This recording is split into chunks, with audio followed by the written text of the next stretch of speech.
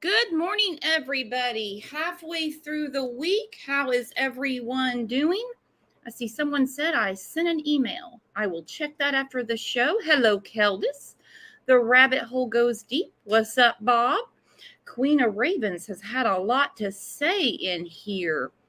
Has anyone ever seen the movie? Had Justin Timberlake in it? Bruce Willis, Alpha Dog. Has anyone ever seen that movie? Because besides the cult vibes we have, it's like I'm watching this movie in real time. And it's beyond freaking me out. I was watching some community meetings and the interactions with a lot of the kids, and then it freaked me out even more. Check it out. I believe it's on Netflix right now. Alpha Dog. Little different premise, but it's definitely strange. Hello, Sonia. Sonia wants to know if anybody's watching the royal procession. I am. Wow. Whether you have my condolences if you are in England, but it's definitely history, for sure, for sure. It's very, very impressive. There's her crown going by right now. My question is, so Andrew, as we know, all the dirty, vulgar things he did, he's walking with his mother's coffin. He's not dressed anything, obviously, like his brother or his sister, William. I'm just wondering who in that family hates him the most? Charles? Or I have a feeling William has nothing to do with him. That's just my guess. Hello, Ryan Christie.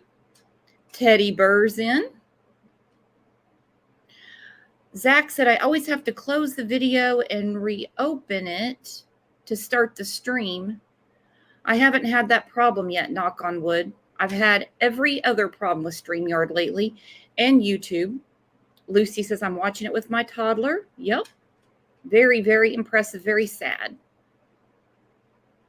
I'm not buying it. Says in real time on location. Well, you should turn on your camera and come on. Someone said, hi, Brooks. Who did I miss? Probably a lot of people, but I will catch you in the comments because you guys leave the best comments. Hello, Lissa. Speaking of comments, I'm going to go through some comments from the last show. We're not the only ones thinking something was very, very off by the news clip that we heard with Lindsay telling us all to get a hobby, get a life, mind your own business. Don't say anything anymore. And that's basically in a nutshell what we heard. Okay? That's basically it. And as cases progress, like this one, whether it's foul play or an accident, the cheap seats boo the loudest. All right? So the people that are screaming and yelling, let her grieve, leave this alone, don't talk, eventually they'll weed themselves out. They definitely will.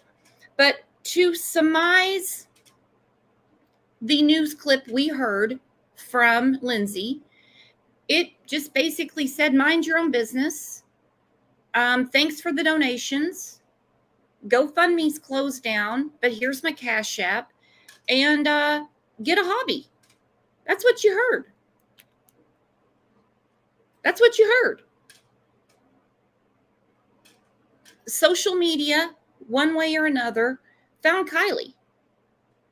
I go back, I refer to Stacey Jones quite a bit, Michaela Jones's mother.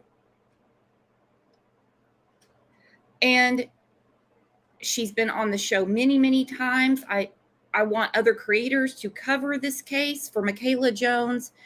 She would do anything to get this type of help. She gets it from this channel, just all the way around. She would want people to keep talking, keep the pressure on law enforcement, because that woman will never rest until she has answers for what happened to her daughter. We're not hearing that in this case. We're just not, but we're going to get to it. We are going to get to it. Don't you worry. And this is not a bash mom session at all. It makes you wonder, though, why she doesn't want answers for what happened to her daughter. It makes you wonder. Some people think that she could be under the duress of the kids. You know, the kids are definitely on her mind. We heard that in the interview. She spoke to different people at the memorial. You know, she's concerned about the kids. We have the picture of her hugging Sammy. She had said something about Sammy becoming her rock and stuff like that. Lots of stuff that goes on when you're grieving. Is she intimidated? That's my question. Is she intimidated? I don't know. We never know what's going on in someone's mind. But one way or another, social media definitely worked in her favor. I wouldn't say that the GoFundMe was a big hit, because I've seen many other cases where they have a goal of a certain amount. Next thing you know, they're sitting on $500,000. Hands down. She didn't even meet her goal. I'm not going to put the email up. I've got actually several of them. A lot of people that are in this community did donate to the GoFundMe, and now we're questioning what's the purpose of it now, because Adventures with Purpose, they don't take money from the families. They didn't need a reward fund, because Adventures with Purpose took care of that too. So they just had some questions. Emails came back from GoFundMe saying they're looking into it and it's shut down now. I was under the impression, and this came from GoFundMe, it's not just one person. I was under the impression they shut it down. But that's not the case. I don't know what's going on with that. I'm not saying there's anything deceptive, but they are looking into it. I don't think mom really has any answers, because we got this from KCRA. I hope I'm saying it right. The local channel out of Sacramento. While friends and family focus on the life Rodni lived, investigators want to know why and how she died. It's under investigation. It's under investigation. That is for sure.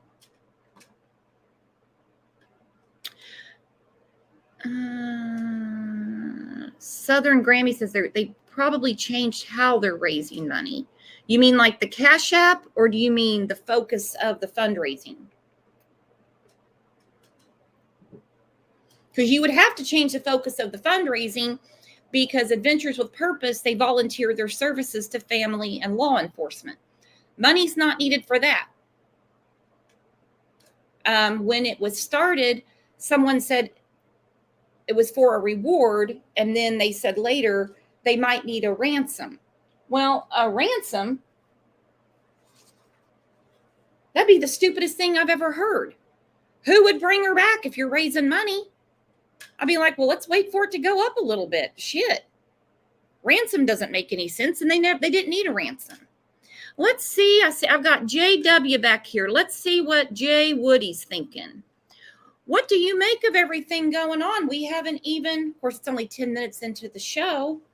Haven't even said anything yet about this craziness with Tony. We got someone else. We got something else to discuss. Good morning, Brooks. Just when you think things can't get weirder, lo and behold, they get weirder. Mm-hmm. Yeah, this stuff with old Tony is disgusting.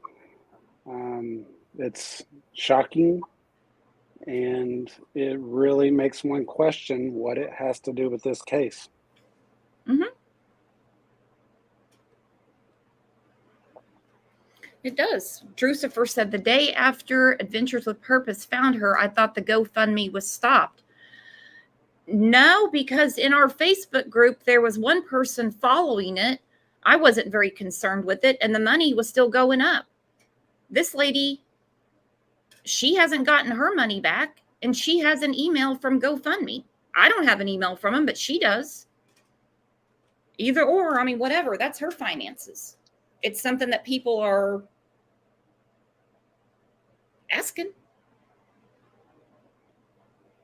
Yeah, it's just a shady situation with the GoFundMe, and most situations you say follow the money, but how are you supposed to in this case? You can't.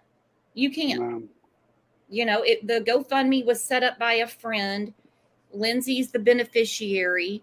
I'm sure, it was, the next day after Kiely was reported missing, you're scrambling, you're looking for your daughter. You don't know what's coming down the pike, who's going to be able to help, who's not. So if someone says to you, we're probably going to have to get some money together, you've never been in that situation. I could see her going, yeah, let's do that. I think the question is, after she was found, then why did the money continue to be collected? Why is GoFundMe emailing people back you have to have donated? From what I'm understanding, I'm not in this boat. You have to have donated for them basically to reply to you, is what was said to me today. And they have shut it down. Not on the other end, not on Lindsay's end, that GoFundMe's looking into it. I don't know. People are asking about Tony. Before we get to comments from yesterday's show, what are you all thinking about Tony? What is going on with that? Did he had a check-in in Truckee the 10th and 11th?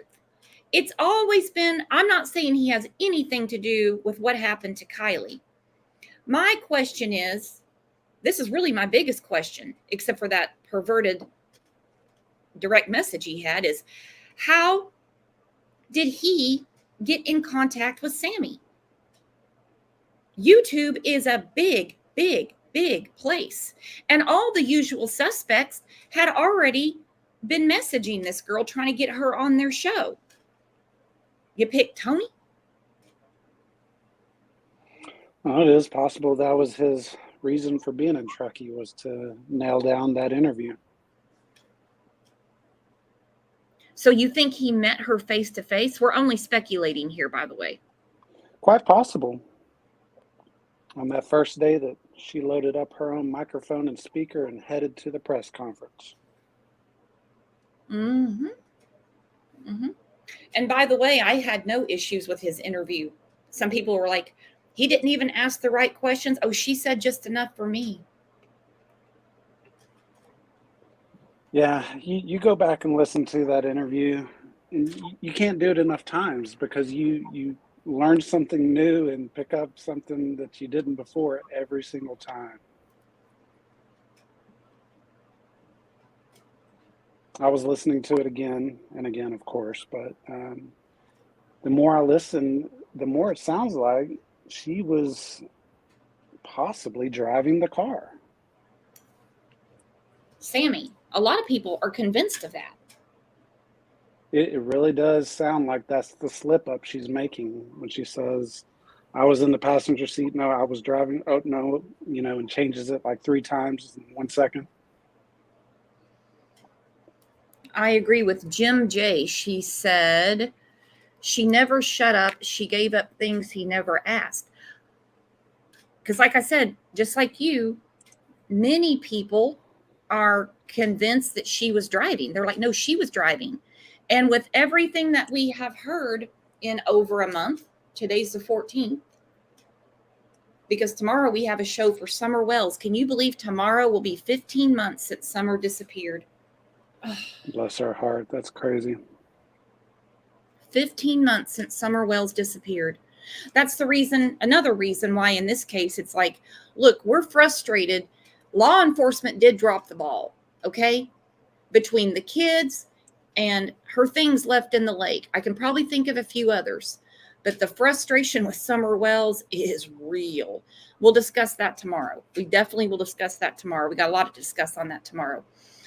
I lost my train of thought. Oh, anyway, so we've been into this just a little over a month. Feels like 6 years, but that's okay. That's just me. I mean, I'm watching Alpha Dog Part 2, So with everything we've heard, we've never heard how Sammy got home. That's a very important thing. Sammy, who inserted herself and told us she knows everything that was happening. That's the reason she's brought up and discussed. Misty said, yes, she said she was driving multiple times. So how did you get home, Sammy? Has anybody, because I miss a lot, has anybody heard how she got home? I've heard a few things through the grapevine, and I think that there's some people in the community that say that they know for sure. And if there's anything about this case, we know nothing for sure. From my understanding, it was her bro. Her brother picked her up, picked up Sammy? Well, yeah, her brother drove her home.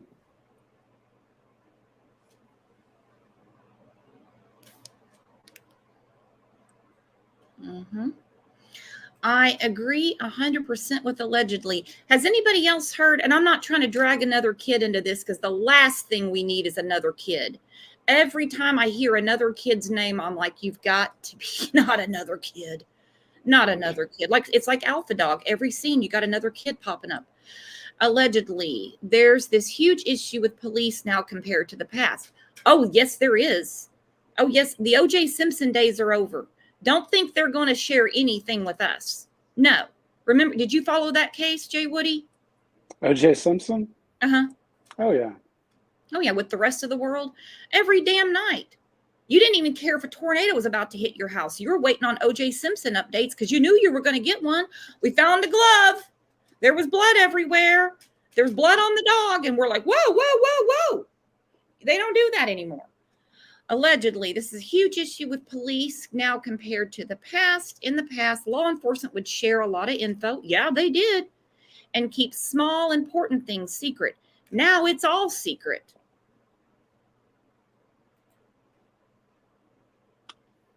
Can't have a jury when they already know what they're going to hear and have already have their mind made up. Yeah, I get protecting the jury. I get protecting the integrity of the case, but I don't think I can recall any case that has as little information that's been divulged than this. Summer Wells is the only one. The only thing in the Summer Wells case is she went missing early afternoon. That's it. That's pretty much it.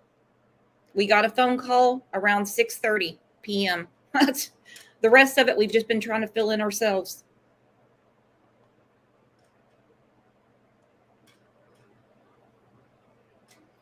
And so with that code of silence, okay, what we have is speculation and flat out rumors that are taken as fact that spread rampantly.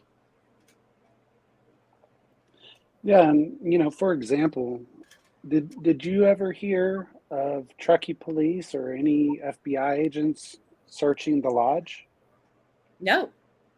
Do you remember in the Gabby Petito case, there were cameras ready whenever FBI went in to search the Laundrie's house? Yep.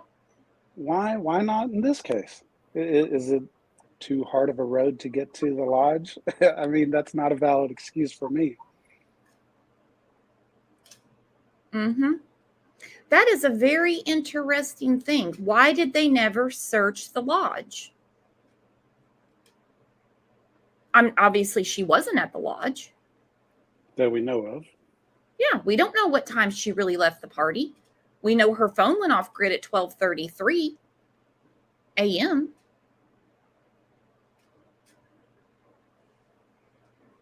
We know that. I mean, what facts do we really have? Because we know Sammy's full of it. We do know, like we've discussed in many other cases. We just talked about Harmony Montgomery yesterday. Talked about Summer Wells the day before. That somewhere in all of the BS, that there's the truth in there somewhere.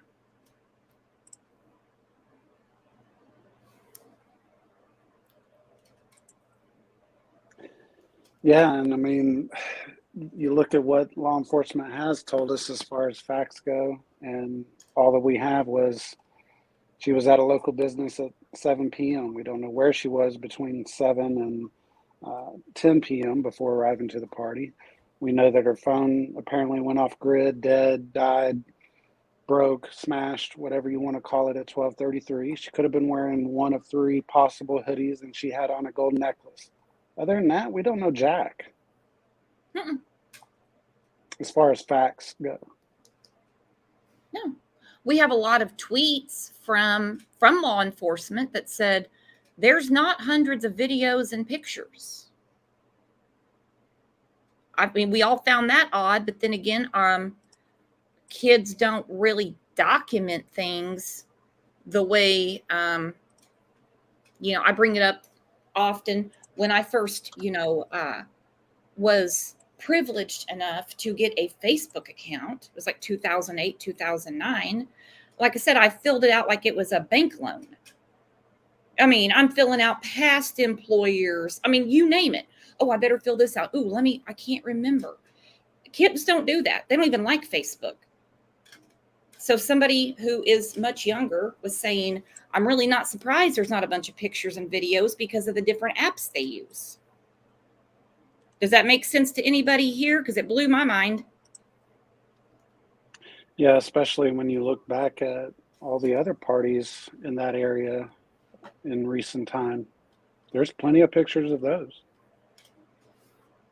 In Okay, fact, so many pictures of those that everybody wanted to say that those are pictures from the so-called party night, August 5th. good point. Very good point. Allegedly, he's got another good point. Allegedly said, for argument's sake, that's what I'm talking about. What if someone did harm Kiely? Yeah, that's where I'm leaning. They could have turned off her phone at Prosser for the last ping, head to Boca, probably with the car, hid the car, dumped it later. Yeah, I think we just became best friends, allegedly. Allegedly. Um, because I'm really not convinced that that car was in the lake that night. Like I said, take out Nick, the roadside assistance guy. Take out Adventures with Purpose, that she was in the backpack. I know it's impossible to do. Look at what we know leading up to. I mean, what we heard afterward. Something stinks to high heaven. Yeah, and let us not forget also, whether they were debunked or discredited, however you want to refer to it, within that 24 hours, maybe 48 hours, there was a report of a topless woman running around frantically that fit Kylie's description. There was a report of a girl blindfolded in a car on Highway 89, I believe it was. And there was another report of somebody being pushed in front of a semi, but all around the same time. And then I also wanted to bring up, do you remember in the very beginning, I believe it was like possibly the 9th, 10th, or the 11th, maybe even the weekend after that, of the false report of in Reno, where somebody had played the police scanner or recorded the police scanner of saying that they had a sighting of missing Truckee girl Kiely, as they quoted. I do remember that now. See, we're already forgetting so much, and it's only been a month, a little over a month. Couple all those into the equation, and you almost have so much circumstantial evidence that it has to be tied together in some form. Do you remember what the result of that scanner was? Was it supposedly faked, or was it a misreport? Was it not real? Do you know? Well, I mean, the fact that Jagger went down there and stood in the parking lot of the Kentucky Fried Chicken with Kate, saying they were there to find Reno. I mean, they were in Reno to find Kiely. No, I never heard it was fake. I have that pulled up if you would like to hear it. Yeah. I think I can do Can you that. share the screen from your side? No, it would just be audio. Oh, that's fine. Is that okay? Yeah. Nerdy Addict on Twitter, he said the tow truck driver, which I know it's not an actual tow truck, van, truck, whatever you want to call it. The driver, Nick, is only one of at least 3 witnesses that saw Kiely at Boca Lake the day after she went missing. That's why I keep thinking I keep asking, when did the car go in the lake? It's the right question to ask. Whether there's an answer to it is a different question. Is different altogether. Mm-hmm. Let me play that recording just so Sure. Let me you mute and everyone can revisit it.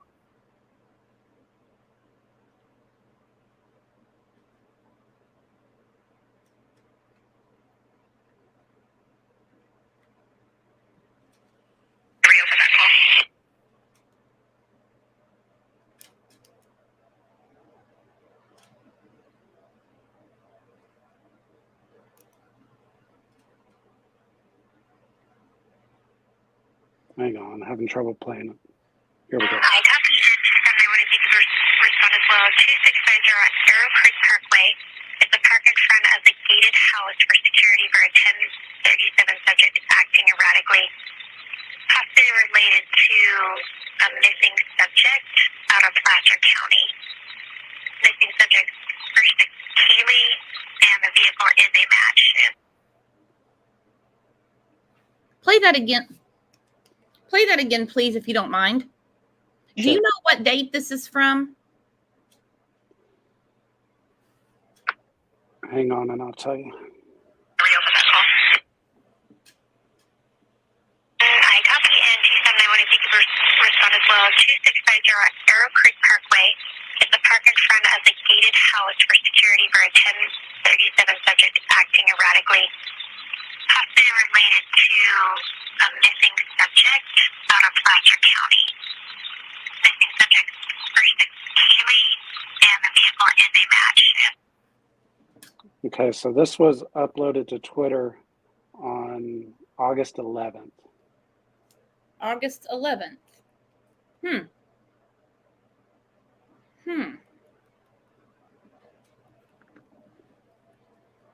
What do we know about this gated community? So I pulled it up on Google Earth, and it's in Reno, I think about 35 minutes from Truckee. And this gated community, so the actual address goes to like what would be like a security, if you've ever seen a gated community, there's always like a security little building before you enter the gated community. Not always, but a lot of cases. So you would have to pass through this security building before being allowed to go into the gated community, which is like a normal community of houses, neighborhood. It's gated, and it's top dollar. Mm-hmm. So that's really all I know about this gated community and this call. But I was just, revisiting it, and it was never brought up again after everybody came to the conclusion that it wasn't her. And how they came to that conclusion, I have no idea. Did anyone ever ask old Angela Musalam about it? Not that I can recall. I don't know, but there seems to be a lot going on with the 11th. Indeed.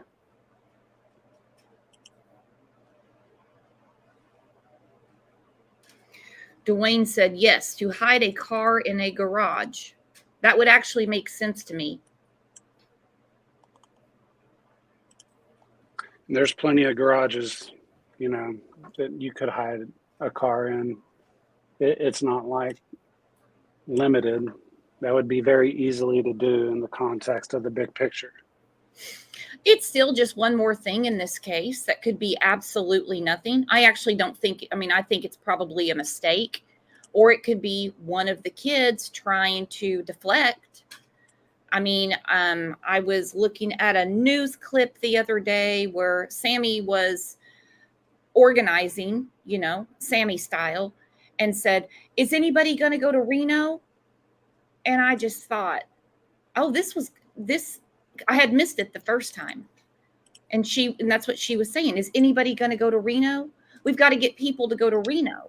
So there was deflection away from that area for a long time. When was she saying this? What day and what was going on? Hang on. It might be this clip. Yeah, this thing's not scrolling.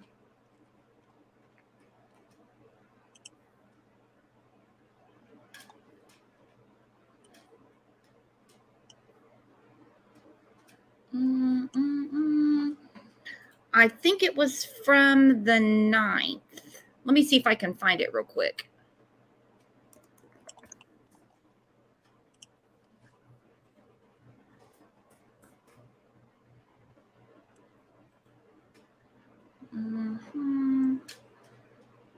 It's almost chilling, though, listening to that police scanner. It's like if it was possible that they could have had her right then and there without this ever going any further. Gives you chills. Oh, it definitely does. Okay, that was 6 days. This was early on. I think I played it on the last show, but I need to find the date. I wish they would put the date on these things and not 1 month ago, 3 weeks ago. That's, I know, right? Yep. YouTube. Because, dates and time are really, really important in these cases. Very important. Yeah, we love you, YouTube. Don't get us wrong. Sometimes. Well, let's go through some comments from the last show, and then I'm going to drop the... It seems like a lot was going on August 11th, but they were too busy entertaining us, shall I say, for us to know.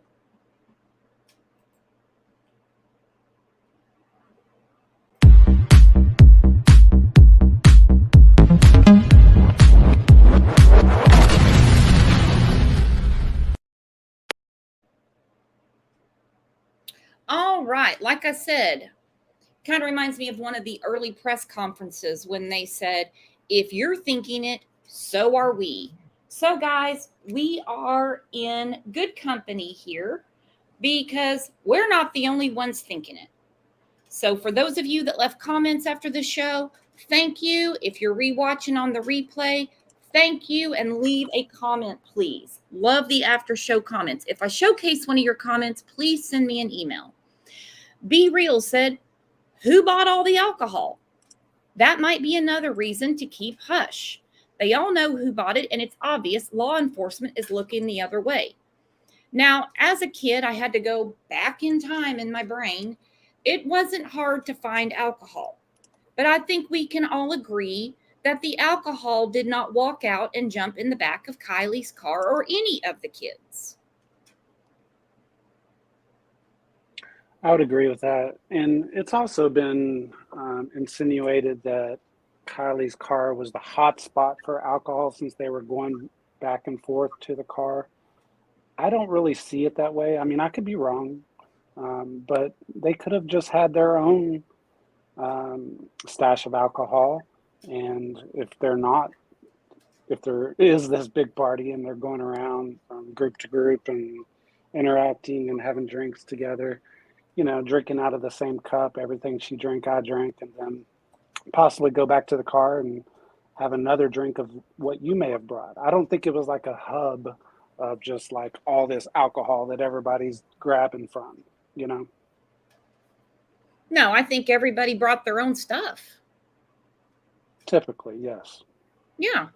And it would either they grab something from, the liquor cabinet, or somebody has a fridge in the garage. I don't know.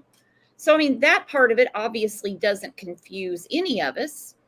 But as a parent, you're supposed to make sure, especially if your child is driving, that they don't have access to anything like that. So that could be part of the hush hush too. But Barbara says, I ask you to consider this, that she's talking about, the people that we saw at the memorial. She said could be a cult. It has all the indications of one and would explain so much. She's talking about the dresses, the this is what the universe wanted talk.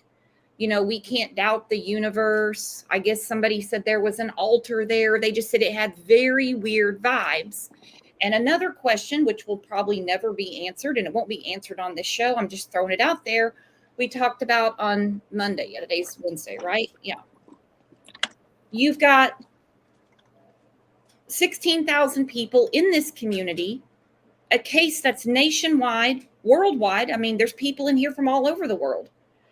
And a handful of people, when you put it in perspective, show up to the memorial. You would think it would be packed. If just the people that were at this off the hook party showed up alone to give their condolences for something very, very bad that happened at a party they attended, that would have been 3 times the amount of what they had. No doubt. And I certainly got occult vibes from that whole memorial service as well. And I think that you should preface it with it's easy to confuse occult, OCCULT, and cult, CULT. There's a big difference between the two. Cult is like Jim Jones, David Koresh. Occult is like deity and idol worshiping. So 2 very different things there, just so that the audience and everyone in chat understands what we're referring to. Could it just be I'm getting weird cultish vibes? Is there such a thing? Oh, definitely. Yeah.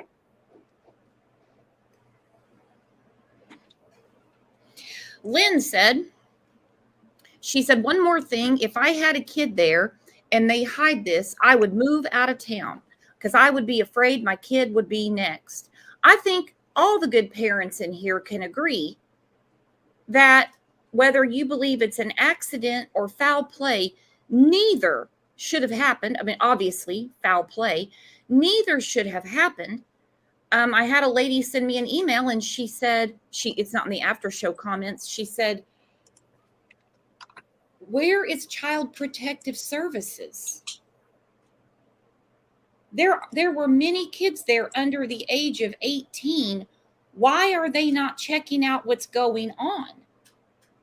You've got this wild party that nobody broke up. No park ranger, no law enforcement. They were just left to their own devices. You have a fatality accident. Where is nobody going to do a follow-up on just that element alone?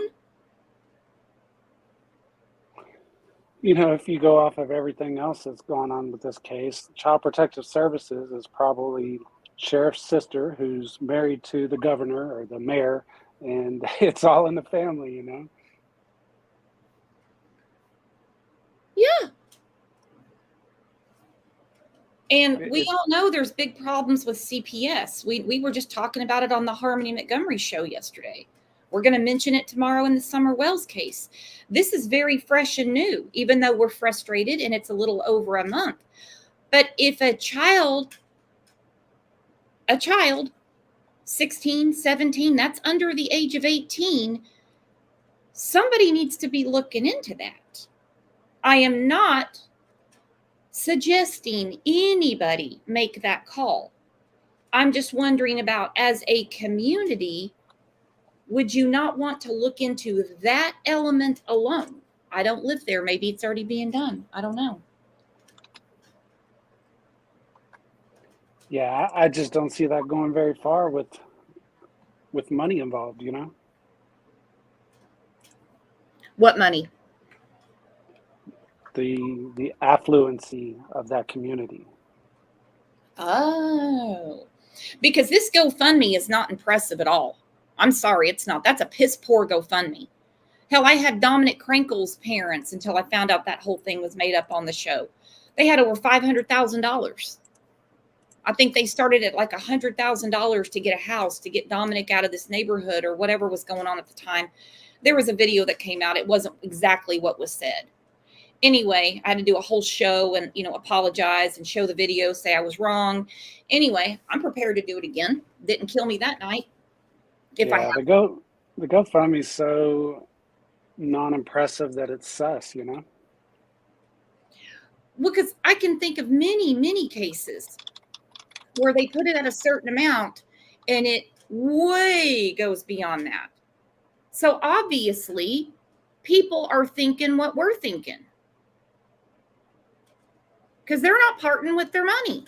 They're like, what is it? What's it for? What's it for? I came across a GoFundMe. People were sharing it on Facebook. You know how that goes. This woman was so transparent in her GoFundMe, even though I don't know her, I damn sure gave to it. She explained her husband was coming home from work. They have twins. He's killed in a car accident. She's explaining the funeral arrangements. Now, every state has what's called a victim's compensation fund. She was going to be able, because even though there's no foul play, she was going to be able to access that. I can't remember the amount. I'm not a math person. But anyway, and it was going to cover up to a certain amount, but it would basically cover a cremation. She said that one of the local churches was opening their doors free of charge for the service. So she goes into how they don't believe in cremation. She wants a burial plot. She wants to bury him, all of that. Well, she's sitting there telling you, well, it far exceeded it.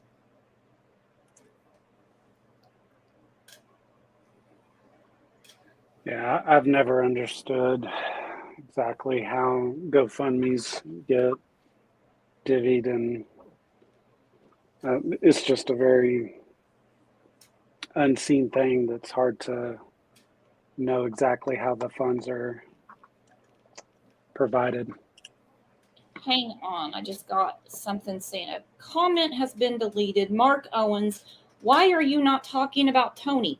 Mark, we just got into the show. We're going through comments from the other show. We are going to talk about Tony. This channel is sus. Dude, we're in the same boat as you. I just heard about Tony too. Not Tony the stepdad, Tony the creator. We'll get to that in a second, Mark. Mark, you can grab the link too when I put it up.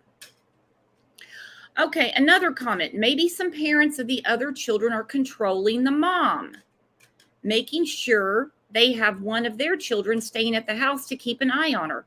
Jagger stayed there for a while. I don't know where he's at now. That could be it too. Look, we want this to go away. They're going to turn this town upside down. Who didn't get the memo, obviously, is Sammy's parents. I don't care that she's 18. Sammy doesn't pay her own bills because we had her out partying just on the 7th. It's going to lead to disaster for these kids, and it already has for one in particular, Kiely Rodni. Whether it be foul play or an accident, this is awful. It is awful. And that's why this community cares, the true crime community, the sleuthing, web sleuthing community, and everyone cares. And if something nefarious happened, wants justice for Kiely. And it's if it wasn't for the internet, and if it wasn't for YouTube, wasn't for people looking into things, she may have not even have ever been found. Adventures with Purpose would have never been there without social media. No way. Exactly. No way. I have a feeling there would still be a search going on. There would still be a where is she without them. That blows my mind. Kate said, can I just ask, what about the most obvious? Kiely's mom says silence is honor. When you shut your mouth and you are censored and you're not allowed to talk, or you're told to shut your mouth, there's something behind that. And it's not about someone's peace and quiet that should be asking for answers about what happened to their daughter, because she can't possibly know. They said just on over the weekend in a news article, they're still investigating this. She goes on to say, also Kiely's mom says she stops the memorial in Kiely's honor for a press bite. But I think that was basically a warning. What do you think? I would agree with that. It was perfectly timed.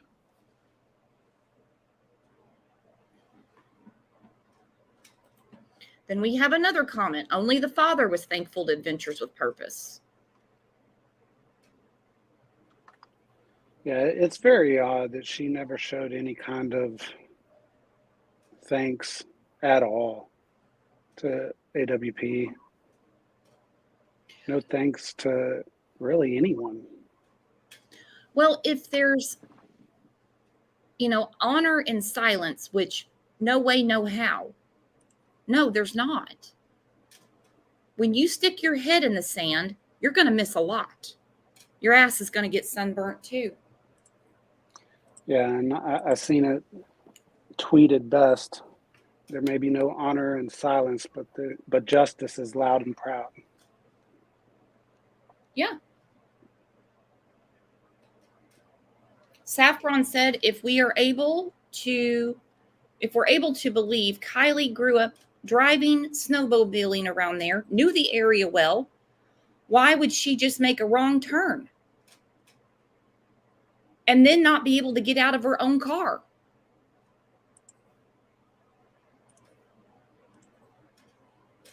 Many people left comments saying, I believe the mom is controlling the narrative. They just don't know why. One lady, she said, KC, one day ago, I wonder if that's for Kansas City Chiefs. That's my team. She said, who cares how she found out or who she heard it from when they found Kiely while she was out eating sushi?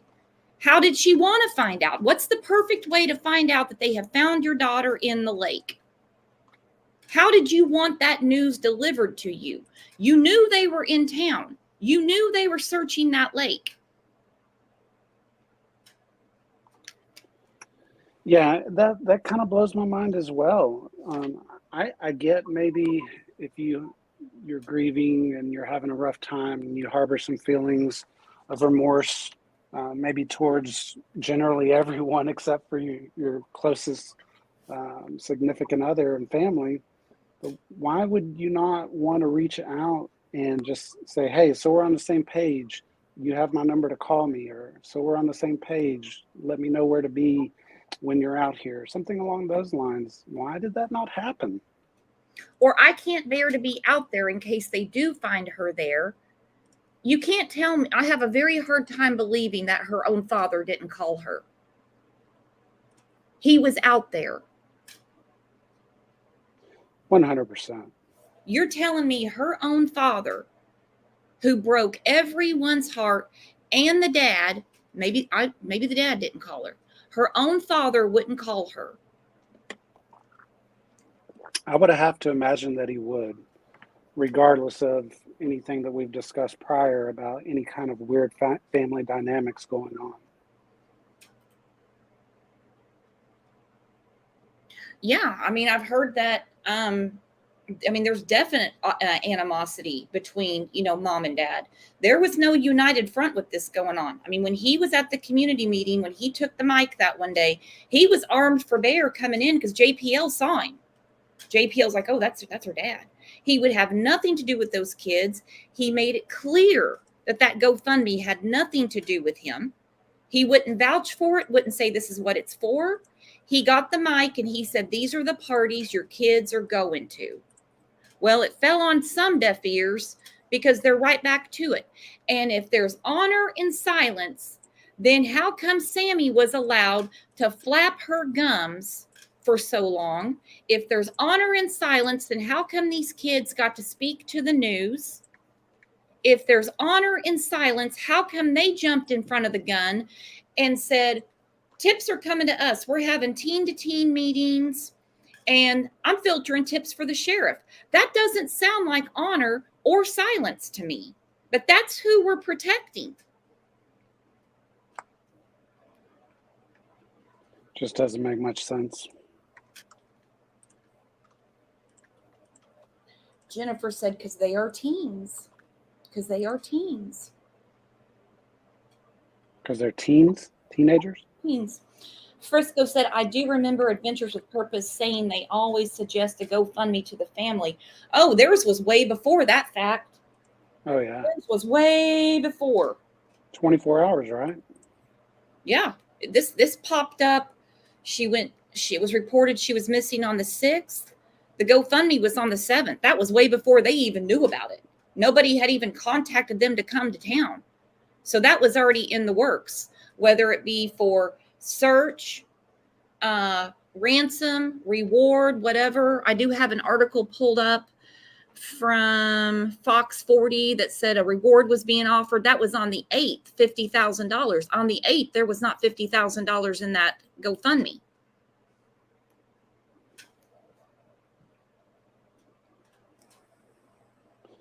Yeah, you mentioned Alpha Dog, and that had been something that I had thought of as well. And when my wheels started turning, my immediate thought was, who is what is the character's name in Alpha Dog? Johnny, the big drug dealer. Oh, who yeah. would be the Johnny in this situation? And one person that jumped out of me is possibly Jesse Hollywood. Yeah. Is it Jesse? Okay, yeah, Jesse. I apologize. Nate C. seemed like he was the big drug dealer in that area. Mm-hmm. And what if it was an Alpha Dog situation and the mom was somehow involved? And I don't know. My mind, like I said, starts spinning, and I go down so many roads. What if it was an Ozark situation where there's, this whole drug operation, and you can't say what you know, and you can't divulge what you do, because you're just as guilty as possibly anyone else involved. Yeah. And I've got allegedly backstage. I'll bring you up in just a second, allegedly. We're just shifting gears all over the place. I know. So a lot of people, the elephant in the room, Tony,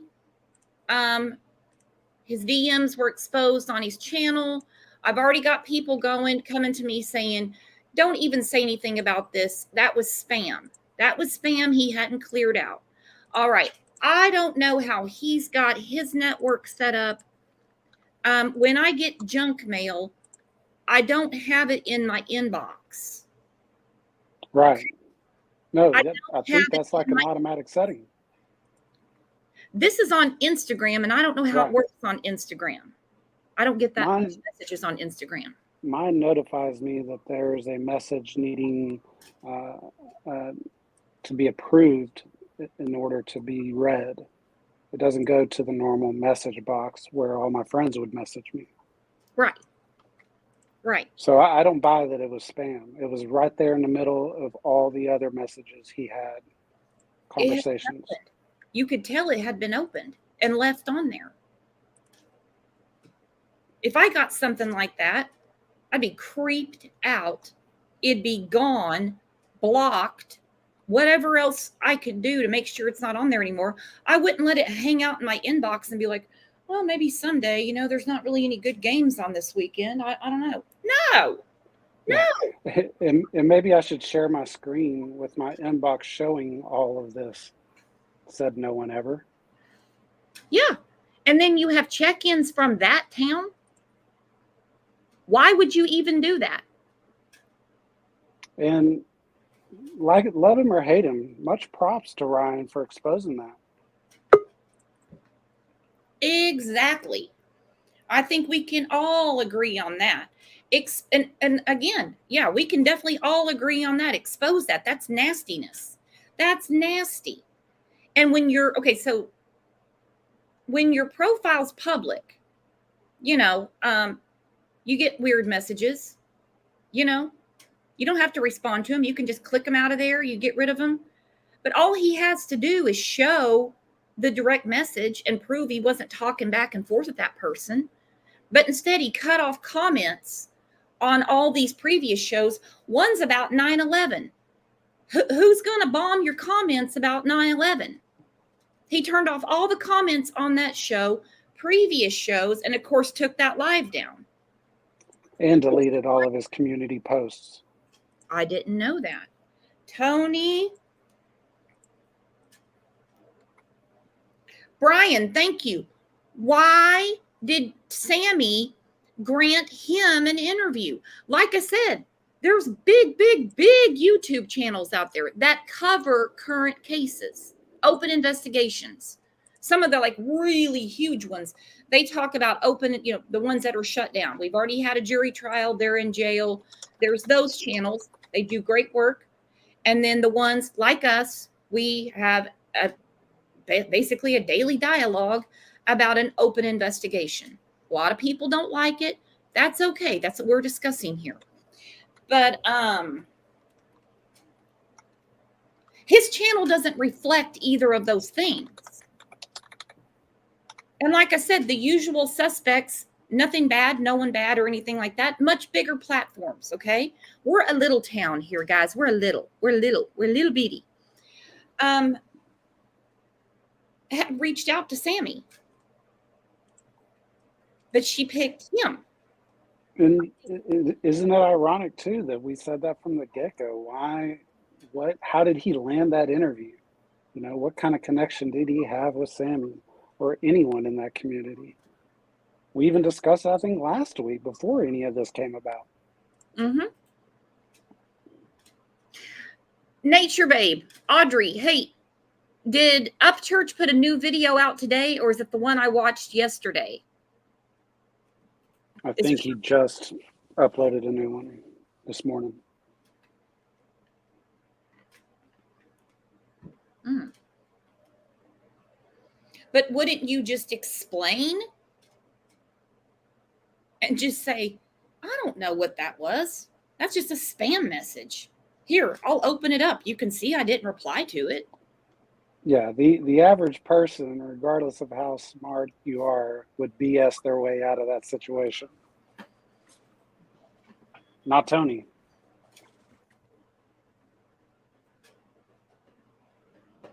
Hang on. Somebody said there's a new video up. We can watch this together. Hang on.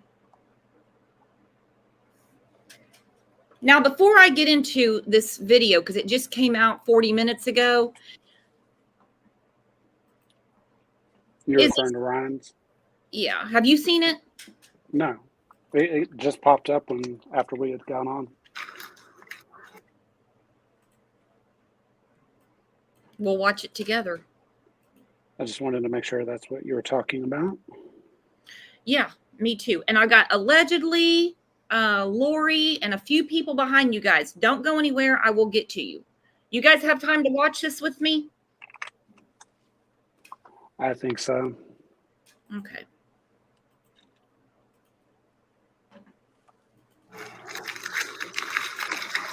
Seems we got a few people a little bit pissed off, huh? Dang, that sucks. Not for us, though. But shit, to the ones getting all hot and bothered, let's let them get all hot and bothered. Let's see how they all act. They're all acting kind of fucking weird, aren't they? All these people getting drunk on YouTube, snitching on themselves, you know, telling us how they fell down a hill like, I've never fell down a hill like that. And while they're falling down the hill with their legs going, their charger comes out. There's a phone charger comes out, and they're like, fuck. Definitely not a car. No, she was tumbling on legs. It was plugged into a tree. Then after her really bizarre story on how she, fell down the hill on leg wheels, stepped in the wrong direction. So I was like, fuck. She lets you know she definitely didn't find a car where the car has not been found yet. She didn't find one there. But I did not find a car. I just wanted to show you how steep it was. Darn, good thing you told us. All right. Lady who was at the crime scene for no reason, who tripped down a hill with legs that went, wah, is not a suspect. So does anyone have any idea who's seen anything about a car driving into the water? But I did not find a car. This interview that you're watching right now, if we're going, I did not find the car. You do realize that video was made before the car was found. So the lady who was at the place where the car was found is telling you before the car was found that she did not find a car. I did not find a car.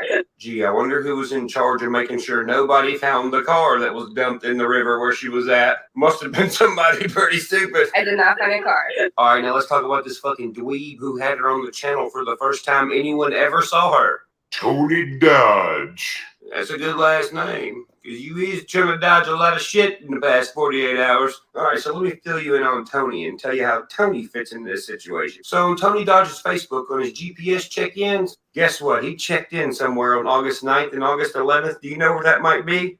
Truckee.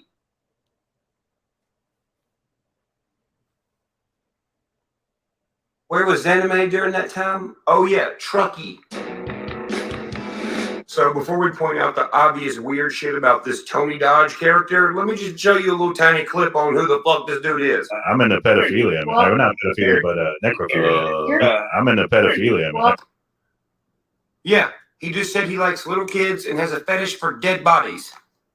What is this whole case about?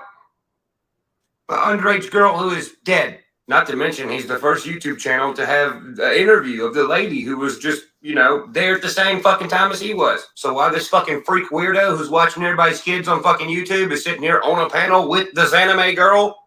Numbnuts pulls up his DM. Look what's in his DM. That is apparently from another country, I believe. I don't know.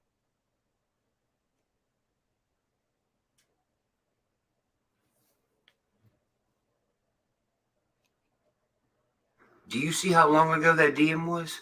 6 weeks ago. Like a week or two, week and a half before all this shit happened. Okay, well, let's just state the obvious about this DM real quick. One, it's fucking weird. Two, the female in this sentence is obviously unaware that this is going to happen to them.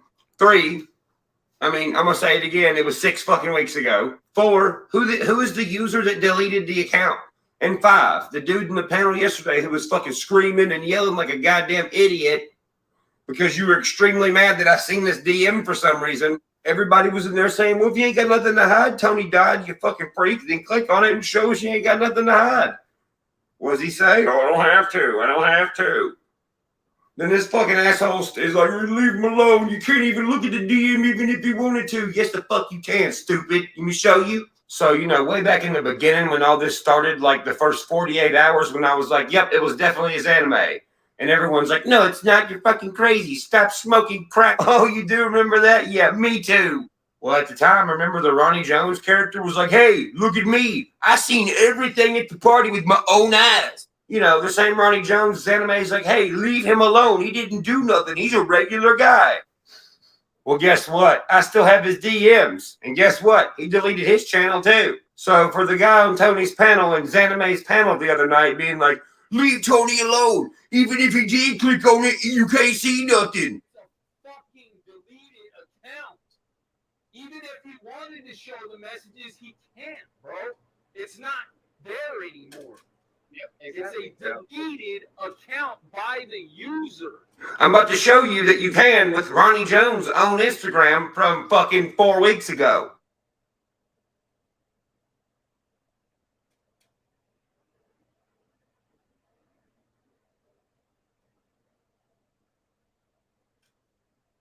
So what was you saying, Guy and Tony in Exanime's panel? Was you saying that you can't see messages after someone deletes their shit? Even if he wanted to show the messages, he can't, bro. Is that what you said? Yeah, because you're fucking wrong. So before we move on with this freak show, I would like to let you know this. A guy who's yelling, screaming, saying you can't fucking look at him because it's fucking deleted. I wasn't born fucking yesterday. I seen what's on your right arm. That 88 tattoo. Let me tell you something, asshole. Would you want to bet there's some people somewhere else that have that same tattoo that really ain't gonna fuck with you, taking up for some guy who says he likes to touch kids? Me and you both know that. Now, back to Tony Dodge and his fucking freak weirdo shit. I would also like to point out, guess what else happened on August 11th? No, not the fact that Tony's GPS on Facebook says he was in Truckee. No, not the fact that Zanime was getting all of her canoe shit ready to go canoe and Truckee over, a car for no reason. I'm talking about Sammy's interview that you had, Tony Dodge, on August 11th.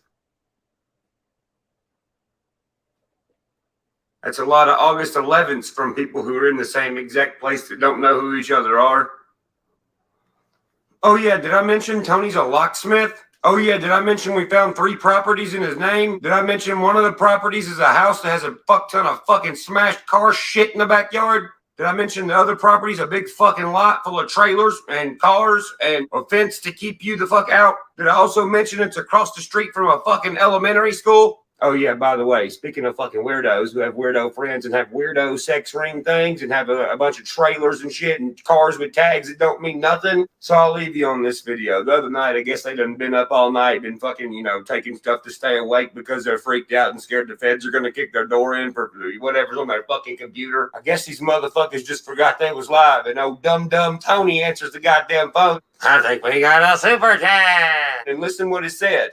After what is said, he clicks the fucking button to do intermission for his entire stream. Then some crack whore does a pot belly dance for us. Yeah, we were having a lot of fun last night.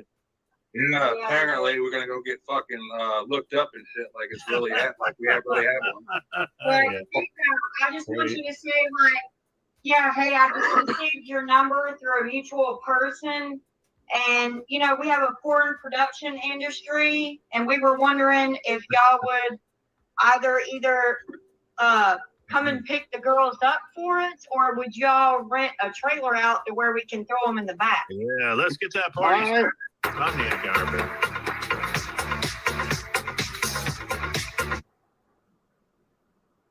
Yeah, and then she does the itchy, scratchy shuffle for goddamn 2 minutes, and I'm not watching it. But watch, I'm gonna fast forward. Watch when the stream comes back on. Look at all their faces.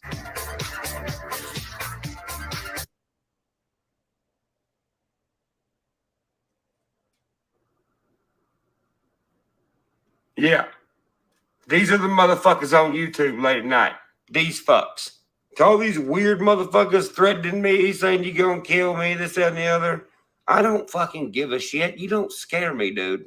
To the lady claiming she's gonna come to my house today and kill me, listen, bitch, I will fucking hit you with the Can-Am going 70 goddamn miles an hour. Premeditated? Yeah, premeditate these fucking nuts. Fuck you. Talking about, I can't wait till my husband gets home and comes to pick me up. We gonna come to your house. Yeah, you fucking do that. You ever seen a deuce and a half run over a goddamn car? Y'all motherfuckers ain't crazy. Y'all just plain ass stupid. And you scared now.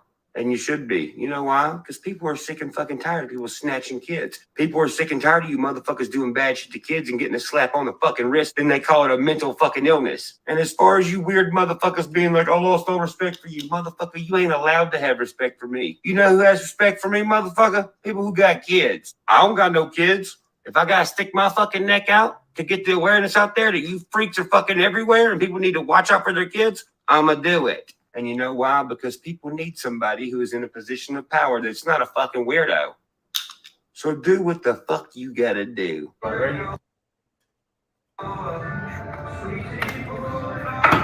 Ooh. Freak squad. Wow. That's a lot of coincidences there. That was pretty powerful. Well, and all that being said, I'm still stuck on the DM. Okay? I'm still stuck on the DM that was on there. Where was the context about the lady saying something about throwing the girls into the back of the trailer? That's a lot of information for me to take in, my friend. That's a lot. That did not sound good at all. So I think we can all agree on this, that when we're told that there's honor in silence, mind your own business and get a hobby. I got too many hobbies. I'm still trying to figure out how to put a Christmas 6-foot tall nutcracker together with items from the Dollar Tree. I've got plenty of hobbies. I want answers for all these kids. 100%. We got allegedly backstage. Hang on. I'm going to get to everybody. Hopefully. You never know. Hello, allegedly. How are you? Hello, everybody. How's it going? Pretty good. Had some very interesting comments I saw from you. What are you making of all this? It's nice to meet you. It is a pleasure to be here, to be honest. I just keep wandering around looking for channels I haven't seen before, and I listen enough to find out if they're worth staying for. And of course, you have been. So this is my new channel, which will be going live soon. I'm not going to say because I'm not plugging anything, but it's on true crime and everything else. So regarding Upchurch, personally, he's not one of my favorite people. Don't really like him, but he's we agree to disagree here. This show is not to debate anybody right, except for what happened to Kiely Rodni. Right. He's passionate, and that's what I love about what he's doing. Whether in people's opinions it's right or wrong, he's passionate and he's doing something that's for somebody. And to be honest, to hear somebody or anybody or a broadcast say, y'all should find a different hobby, because it's basically what it was, it's not doing justice to the YouTube community. I mean, they've what was that guy's name from Canada who was the murderer? It took internet sleuths to find his location. On that Don't F with Cats on Netflix. Right. Yes. Well, yeah, but that it was definitely the guy. I can't remember his name. It was YouTubers sleuths that were utilizing all of the channels on the internet to track down his movements. I just find it's not fair that they are they're saying to everybody, please help us find any information about this, but we're not telling you anything. So it's an injustice for justice if you truly think about it. And that's going to continue to happen because of all the sharing of information. It's very hard in a small community like Truckee, like Hawkins County. I want to hear it all too. Trust me, I do. Not all of it. Keep a lot of secrets to your chest. You know, things that only the person that did this would know, only those small factors. But say, look, here's exactly what we have. Here's the black box information. Here's this. Here's evidence that we saw, other footprints. But don't tell me that you went there the next day, looked around, and supposedly a car driven by a drunk girl drove into the water. You're going to tell me that you don't see evidence of that? That's where you live. That's what you know. You're hunters, fishermen, campers. This is your life. So you're like, oh, well, somebody went off the road. See that mark right there on the tree? I know. I'm from upstate New York. And with Ryan's discussion about them all knowing each other, I'm from upstate New York. Other YouTubers are, but I've never met them. And they're very, very close to where I live. Mm-hmm. So it's not a factor that, everybody gets together, but the coincidences with all of them is just way too powerful. Coincidence is called evidence. Right. I don't believe in coincidence. I believe that there are factors that are in place, and that's why they have profilers. And profilers know, which is what blows my mind about the Kiely Rodni case. If they are thinking that even for a remote second that it was an accident, they've already would have released everything. They would have already said, look, here's this, and this. We are going to give the manner of death, cause of death, and what we believe in another press conference later. But they would have come out and just said, it seems she had driven into the water, but we're still investigating. We wouldn't be here today if that would have been cleared up week 1. Exactly, which is why this is kind of weird. And if they still have the FBI there, which according to Placer Sheriff's post, they had said something. Hello? You cut out. I'm so sorry. That was my alarm because I'm working. So I don't want to look like I'm doing something other than work. What? Hang on. People, okay. New people should show their face on your channel. Listen, I don't want any cameras on here. I know what's been going on all those other channels. It'll get you struck. It'll get you shut down. I'm not doing that. We have members' lives. If you want to come in, I'm on camera. Lots of people come in on camera. You can grab a membership link. I know who they are from behind, and then I put them up. Right. Keeping it safe like that's a smart idea. Just throwing that out there. Yeah. There's so much. What happened to CDT the other day. That poor girl. Yeah, I was there for that, and I can't unsee what I've seen. I didn't see what happened because I was working as usual. And I had to look away. And then when I saw the after message, she was like, "I'm sorry about what happened." And I'm like, "No way. Something happened and I missed it." Be glad you missed it. Do you guys recall the Caleb Gardner case? The 5-week-old or 6-week-old baby that went missing, and the parents, the boyfriend and the mother were on the news and everything. Mm-hmm. One of the things I point out is I believe the grandmother made a news appearance for that case as well. So when you look at the mother and the boyfriend, their actions are nothing like concerned adults for a child. But the grandmother, that's the perfect example of body language reading that I can give people to watch. Watch both of those back to back or side by side. The grandmother was truly freaking out. She was so upset. That's how everybody that is close to Kiely should be reacting. They should all have that sort of commitment and sorrow all mixed in with getting out information. And I just don't see much of that in that community. It's kind of weird. We've had nothing but low vibration since the get, except for Dad and Grandpa that was sitting on the beach. He was, Dad is the one I feel bad for everybody, the loss of your daughter, your friend. Dad kills me because it seems like his back's against the wall because what we're seeing, he's dealing with. Right. And when, I got firsthand eyewitness that was at the community meeting, he wasn't having any of this nonsense. When AWP put up the video, I think 40 seconds after it went up, I started watching it. And, I just logged out of work and said I have an important thing to deal with. And I watched the whole thing. When I saw the father's reaction and I saw his whole being, that is exactly how you should be acting. You shouldn't be not acting like that. He made it very clear in that community meeting. He grabbed the mic. He said, "These are the parties your kids are going to." Fell on a few deaf ears, like I said. He would not talk to those kids at all. I wouldn't have crossed him either. Correct. Not. That was witnessed by several people. When somebody approached him and said, "I'm going to donate to the GoFundMe," he stopped them right there and said, "I don't know what it's for. I have nothing to do with it." That's stand up, dude. That's stand up. And burial expenses, if you're looking for a cheap burial, they could be up to close to $10,000. A medium regular one is like $30,000 to $60,000. Putting up $100,000, it makes you wonder, were they trying to get private investigator, deep dive experts to come in? Because you would use that money to pay for that.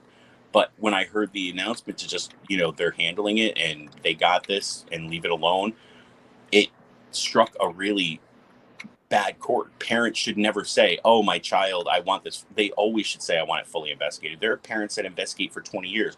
The case of the man that supposedly went missing and died during duck hunting, and his wife and his best friend ended up committing the crime and they got married afterwards, and then she tried to make him look crazy.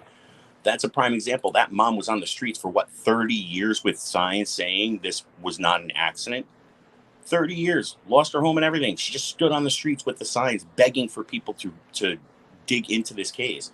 That's how, and he was a grown man. Imagine if it was your teen child. Definitely. I keep going back to Michaela Jones. That case drives me insane. Her mother, she did have a GoFundMe. It was to pay for a second autopsy. Guess what that second autopsy told her? She was murdered. Right, exactly. It did not tell her that she overdosed. And she didn't buy it from the beginning. There are organizations now, right now, that started 5 years ago that are full-fledged cold case professionals that worked in the legal field. There are people that will conduct autopsies for free if you just ask them, because they want to help the community. They're sick of seeing stuff get swept under the carpet. And they just come out there and say, hey, reach out to this organization. We'll do this pro bono. We won't even ask you for money, whatever the case may be. Even law firms are doing it. Yeah, she has one. She has an attorney that's ready to sue as soon as she's suing the two guys that hid Michaela's body civilly. And they're hoping in the civil suit, since one is turning on the other a little bit for tampering with her body, they're hoping in this civil suit something comes out. She's afraid they're both just going to plead the fifth and be done with it. But since one is sort of turning on the other a little bit, they're hoping something comes out that they can pressure the DA to put the murder charges on one or both of them. So, right. Like I said, I use her for an example all the time. We're good friends now. She's an amazing human being. There is no sleep. There is no nothing until somebody answers to her. She wants the public to talk on YouTube. She's been on here many times. She wants them in Facebook and stuff to keep asking the questions. So I was blown away. I actually didn't expect, I expected, a word from mom, thank you for coming out. She thanked the pizza people and not the people that pulled her baby out of the lake. There's a lot of things that happen in cases. I really hate to say it, but plea bargains and deals are the killer of all crimes, because the moment that they say, I'll take a deal or I'll tell you everything that happened if you cut me a deal, the case stops. There's no more investigation or anything like that. And for me, that's sad, because if they say right now, Kiely was just an accident after a party of heavy drinking, that they're going to leave it at that. It'll take somebody else to reopen the case much later. And by that time, evidence will just be gone. There will be nothing left for anybody to utilize. Oh, yeah. That's what's going on in Michaela Jones's case. You got to read up on it. I got a bunch of lives on it. Her mom tells the whole story, what was done. It's awful. And it can happen in any case. Not even this case. It can happen in any case. Oh, it happened in the Watts case. They totally stopped investigating everybody and didn't dig further, even though they found, to me, obvious evidence that there were other parties involved. They've done it in countless cases, and it's just to basically shut it down. Like with the Gabby Petito case, the moment that they found bones, they were like shutting it down the next day. They're like, yep, we're good. We did a great job. We stood there for 2 weeks, and even though we're claiming animal predation caused this, we didn't see any of the animals doing the predation. We just walked around the area and didn't notice birds of prey or anything like that were there. Yeah, but we did it. We're case closed, and you'll find out soon, probably in the next week. Every case that's like that, like Alexis Sharkey, poor girl. We heard nothing. They kept everything so tight to the chest. Yeah, until the marshals found him in Florida. But I'm getting off on a totally different thing. Right. I can do case comparison all week. And I think it is dangerous to give too many updates. I do, because of so many tainted jury pools. Because you get one shot, it takes one to say, no, I don't believe any of this. And then you've got someone who committed murder on the loose. So sure. But I guess we're going to find something out November 1st. I don't know. The last article said they are still investigating it. Now, if we are 2 years into this and nothing, I'll be crying foul all around the place. Just like Summer Wells' case. That is beyond ridiculous, in my opinion. Right. Oh, that poor girl. I was there, like, watching all of the news coverage the moment it happened. Crazy. It's just really bad police work. And I'm not saying that in a negative way. I always say when people say defund police, I say no. Hell Fund no. them more. Hell Fund them. You fund them more, and you get all the best experts in every field at every level to reformat the entire way investigations are held. You'll see a total difference in all these crimes. Resources, because as they have a high profile crime going on, like what's going on, I'm not with Kiely, they got a big case. Business continues. See, criminals don't take the day off. So whether we're talking about Nevada County, Placer County, we're talking about Hawkins County, if you look at their roster and their blotter, they're still having to arrest people for other things. Right. Yeah, I'd say reformat the entire way investigations are dealt with, but have the best of the best create a format and have them work that way. Because you give them more money instead of taking away funding, they'll be able to bring in more people, even people from outside that are just getting out of like police academies and they need a place to go. So you'll have fresh blood. You won't just have the locals all the time. And that's what it takes. It takes somebody who's going to say, look, I'm the new detective and I'm going to take this case and work the case with according to how the best of the best are saying, look for this, and this, instead of just defund, get rid of all the police. We don't need them. That makes no sense, because who are you going to call when somebody's breaking in your house? Well, in my opinion, and I can have an opinion just like all of you can have one. You know, we agree to disagree and we're friends at the end of the show. We continue it into Discord. Keep it adult, keep it civil. You know, law enforcement in my family, a lot. Military, big time military. So if you want to basically have Girl Scouts run your local precinct, remove 911 from their phone then. Agreed. Because nothing's going to make you sweat bullets like the day you got to call 911. But guess what? They ain't got no gas in their car to come get you because you defended them. Exactly. No. But I appreciate you coming up. Hey, don't you be a stranger. I got some people backstage. And grab the link anytime, my friend. I'm going to jump out now. Bye, everybody. I Great gotta show, ask by you the way. about New York. Where do you get your pizza?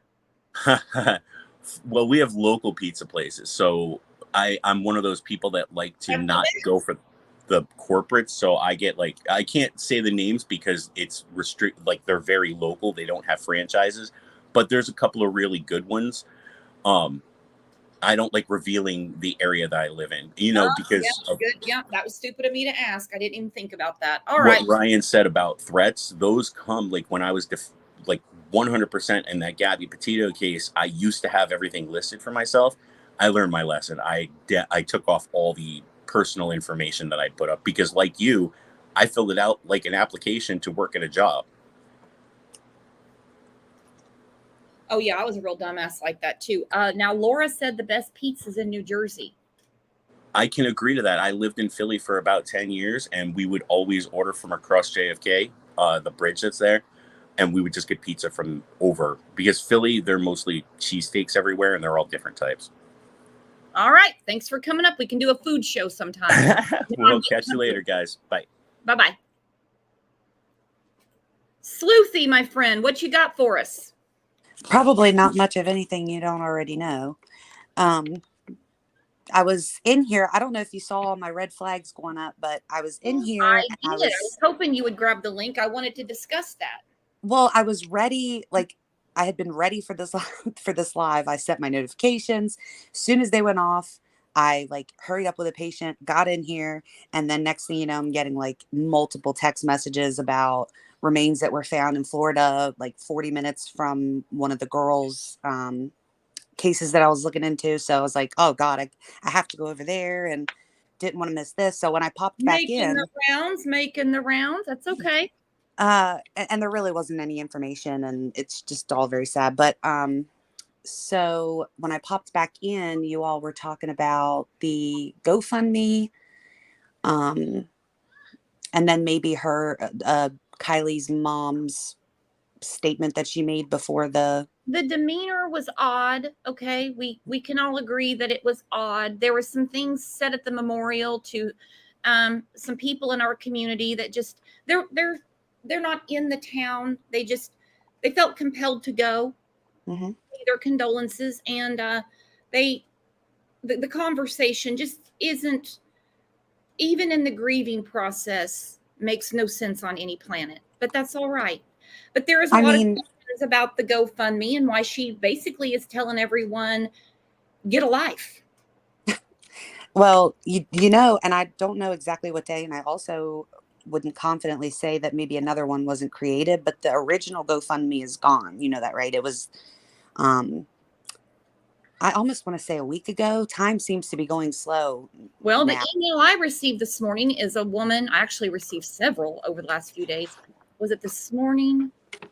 I've been up too early. It feels like I'm already in another day. Anyway, she contacted GoFundMe because she was told through good old Facebook that people are getting refunds.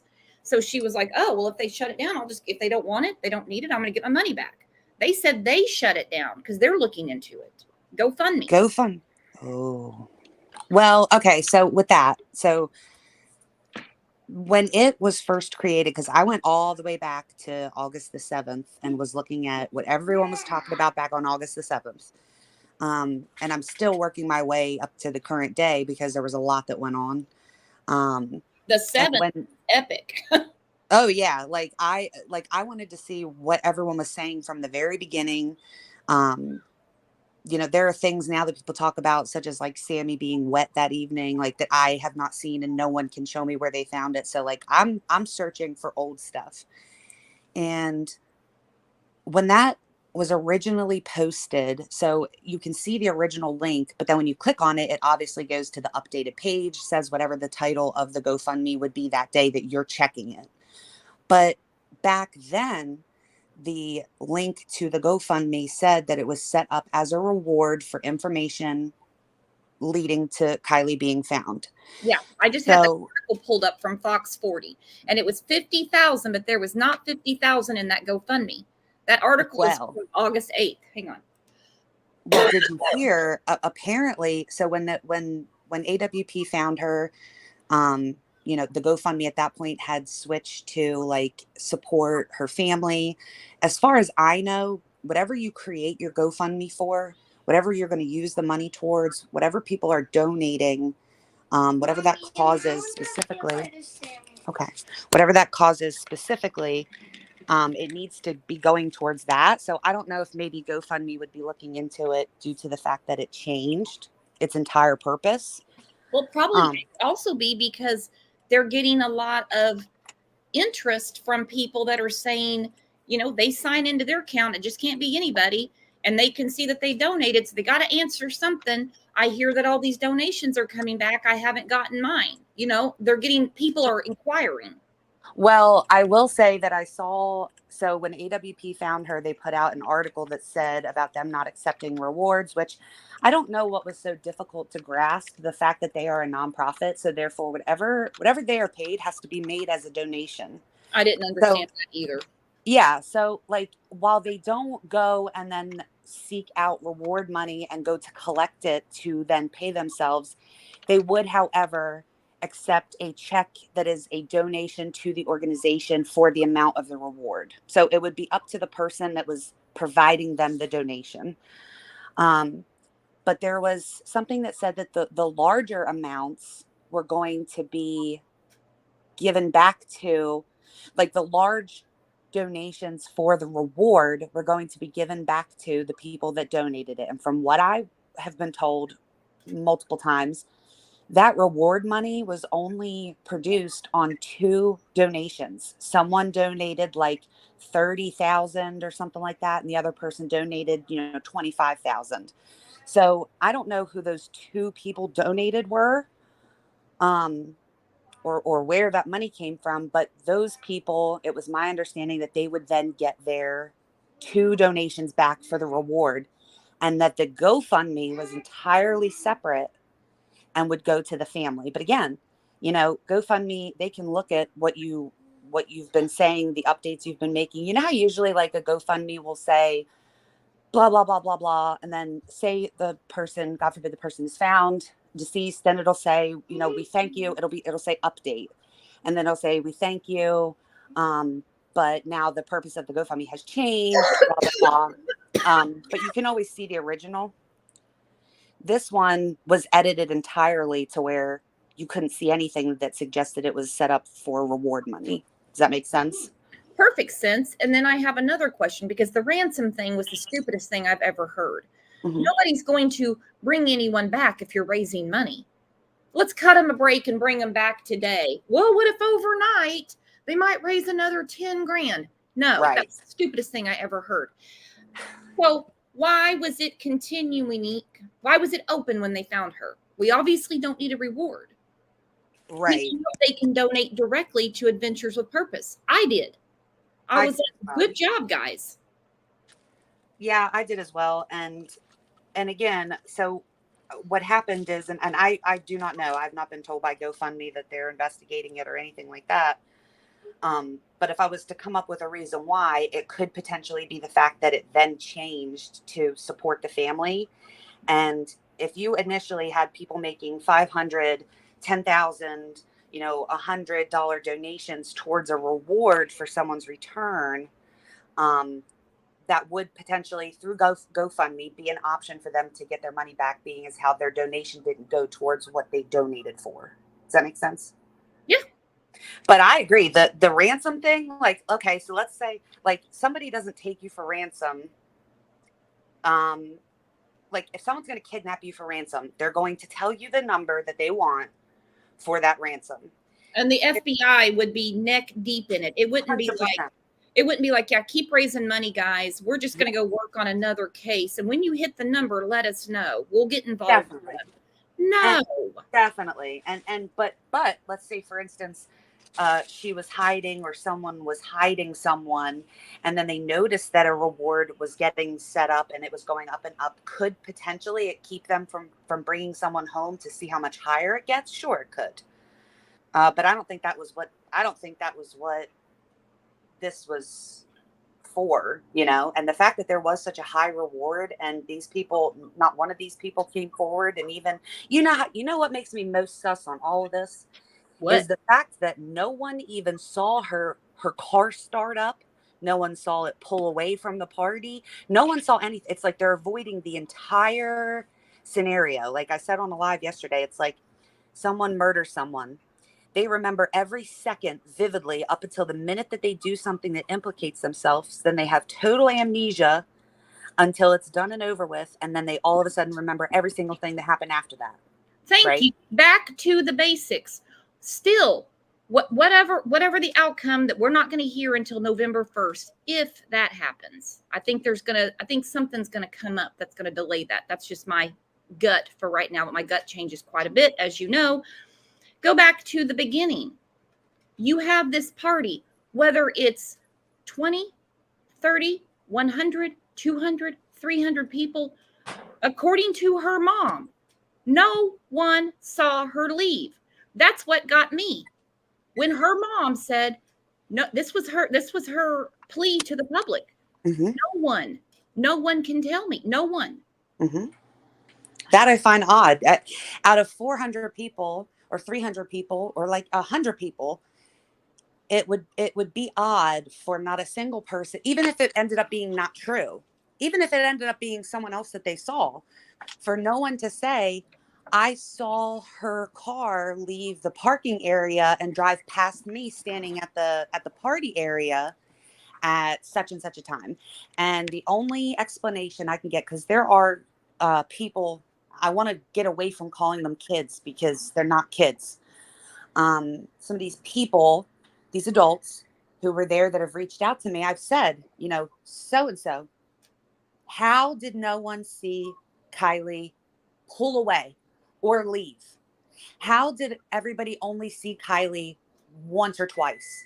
She was not, there's no groups of people that are saying, she'd pop in, then pop out, then pop in, then pop out, or I saw her talking to so-and-so, even with regard to Sammy, the people that I've spoken to have only saw her with Sammy like a couple times, once or twice, not the entire night, not, walking around together. And that's coming from people that were with Sammy a lot of the night. So, yeah. Can I ask a question, Sleuthy? Something I've been wondering. regarding your very coveted timeline, which I and so many others are very grateful for you doing. Yes. Would you mind possibly explaining a little more as to how it changed once Kiely's car was located by AWP? Oh, sure. And actually, it's going to change again. I think this time, if you guys think it would be a better idea, this time I'm going to share the Google link.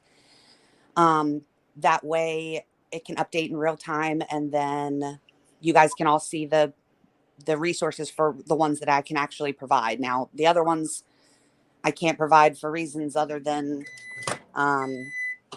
they didn't come from a news article, and there's people's names who are not public yet, which at this point, I'm getting to the point now where I'm like, you guys are grown-ups. What kind of heat, what kind of pressure, what kind of talking would happen if we do start putting out names such as who drove Sammy to the party? But anyway. How did Sammy get home? That I don't know. I'm under all these kids, nobody saw the girl that died that night. Mm-hmm. And nobody saw how the one that knows everything, pretty much everything that was happening, they don't know. Nobody can tell us how she got home. She didn't fly. Right. I that's what I mean. It's this selective fly. You know, I'm under the impression that the person she drove with is not the person that she left with. And actually, someone made an interesting comment to me about, I don't know why Sammy, and I could get the screenshot, but they said, I don't know why Sammy was telling everyone that she got a ride with Kiely, because that's not true. And I said to that person, when did she ever say that she got a ride with Kiely? Because I have never heard that, ever. I've always... Earlier, I just had a very weird dream. Oh, yeah, I bet you did. Yeah, and it was about when I was riding on the motorcycle. I'm so sorry. No, you're fine. And you were riding on a motorcycle. And when you're off the motorcycle and went on the road and walking on the road. Huh. All right, you go sit down. I'm going to get you. Also. Hold on, I'm sorry. Wolfman said, Sammy said when she left, she drove, then slipped and stated she was driven. Yeah, we're not getting that out of our minds anytime soon. Okay. So I'm making the peanut butter sandwich. So I said to that person, all I've ever heard was that Sammy saw her when she got there. So I'm wondering, is that something that's going around town? Like, is that what was said initially, maybe in these community meetings or whatever? Because if you know, only one that I have found has been recorded. If anybody knows of any other community meetings, hang on. If you have a second, I want you to listen to this one. That was the first community meeting, correct? Yeah, I think that's the only one I saw. And right. There was things in that that come from that Captain Sam Brown, actually. I'm not going to play the whole thing, but there's a clip I'm interested in for sure. You're going to have to adjust your volumes because Placer County doesn't have the best equipment, acoustics, if you know what I mean. So, okay, they did put this up. Are there certain things that you are doing that you aren't sharing with the public? Well, of course, they're not going to. Of course, that would be ridiculous. You'd get people in there trying to help them, if you know what I mean. We had a little boy that went missing in our state this week. He passed away. And when they were getting their search and everything together, they said, is there anything that the public can do to help? They were like, well, no. We have the best of the best on the way, gonna find him. They did, not the outcome we wanted. And they made it clear, we don't need any interference. But anyway, so right there, are there certain things that you are doing that you are not sharing with the public? Well, of course. But anyway, just listen to this. You'll have to adjust your mics, your earphones, earbuds, whatever. So at this point, and I think we've been very honest and open with the family of where we are at with the investigation. And there are some things that we cannot talk about because it might interfere with the investigation. But what we know is that Kiely's car after 12:33 a.m. has not been seen. Kiely's car after 12, he says the car. We're not talking not the phone. We're not talking phone here. This was on August 12th, Girl, You. I put this in the Facebook group and people were acting like I was stupid for pointing this out. Why They would you were, not point it out? they were not talking about the phone at all prior to this comment being made. They were not talking about pings. They were not talking about her phone or her geolocation or Snapchat or anything like that. They were talking about her vehicle. Had the vehicle been located?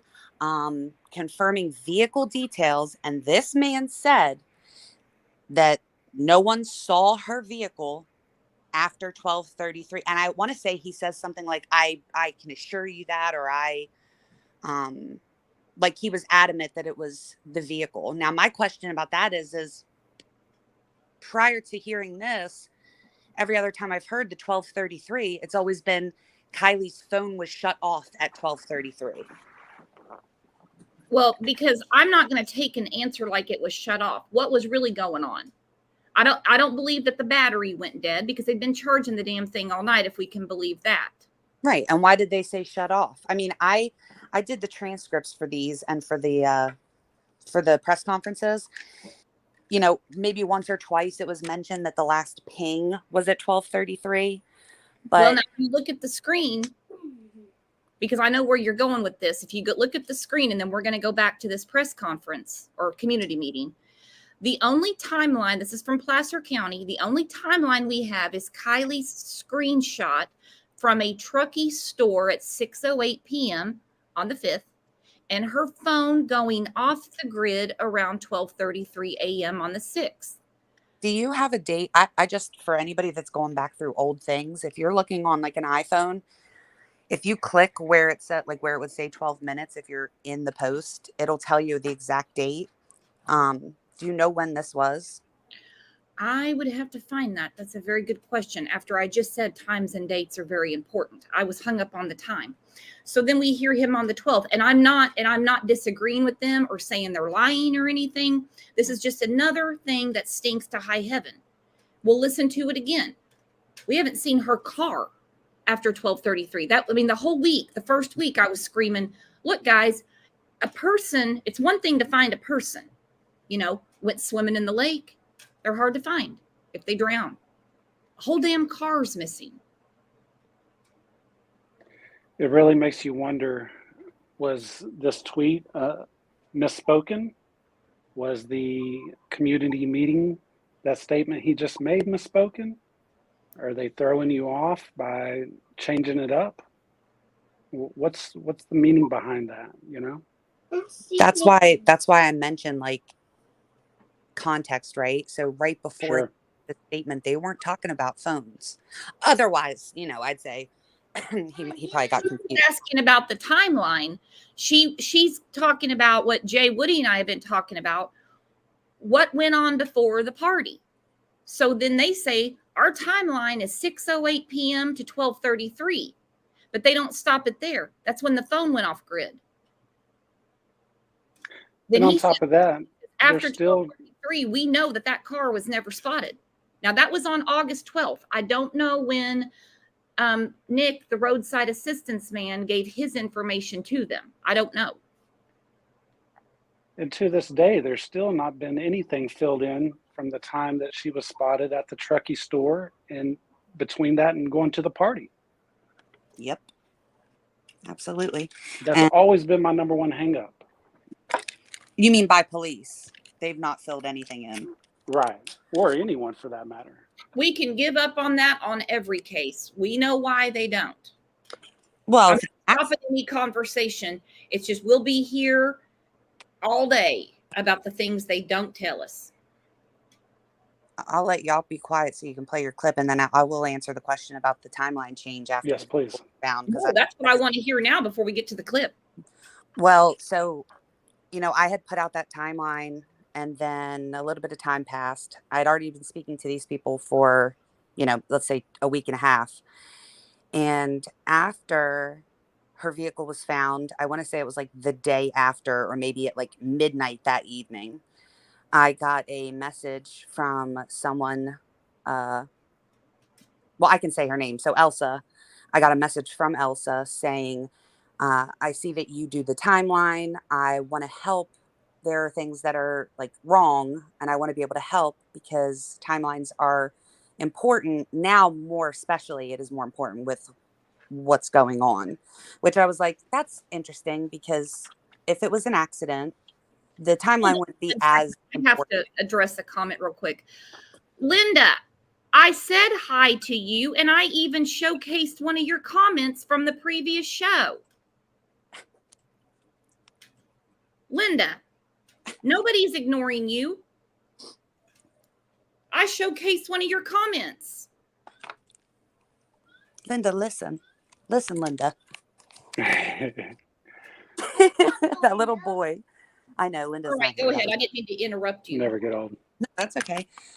So she reached out to me and she said, now more than ever, it's more important with, what's all going on. And I thought, well, if it was an accident, then why would the timeline after the party? I mean, why would it really matter?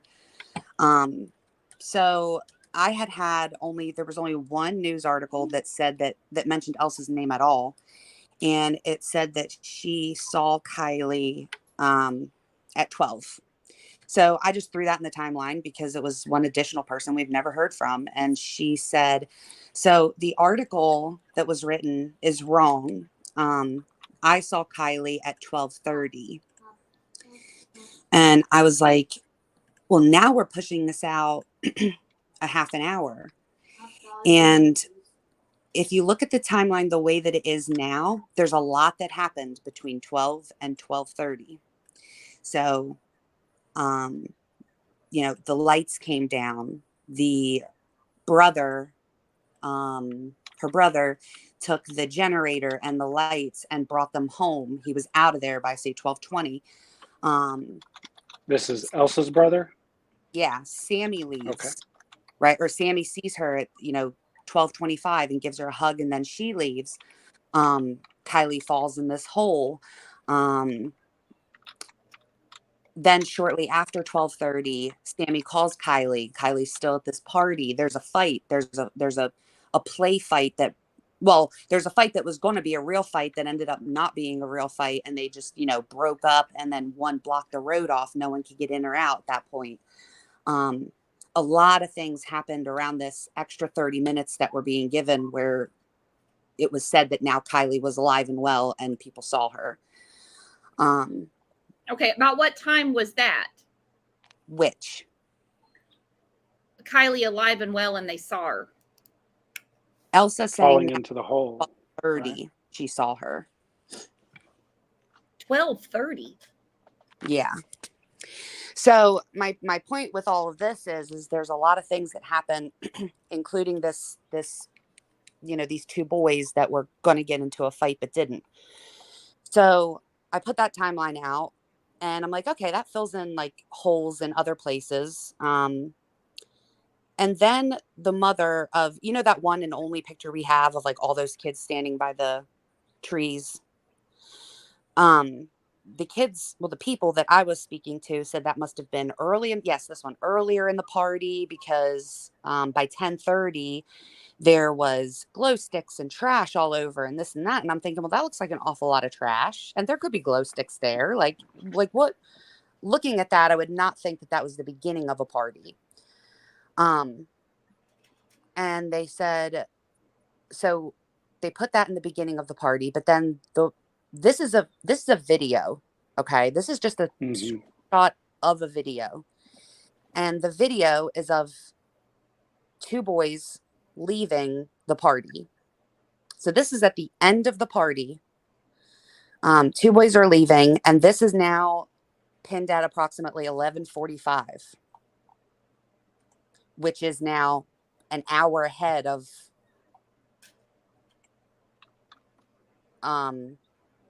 this 12:40 fight that these boys almost got into, because the mother who provided this video to Sammy, who gave it to police, hopefully, she at least gave it to the news. Yeah, it's right there in the corner, Sammy Smith.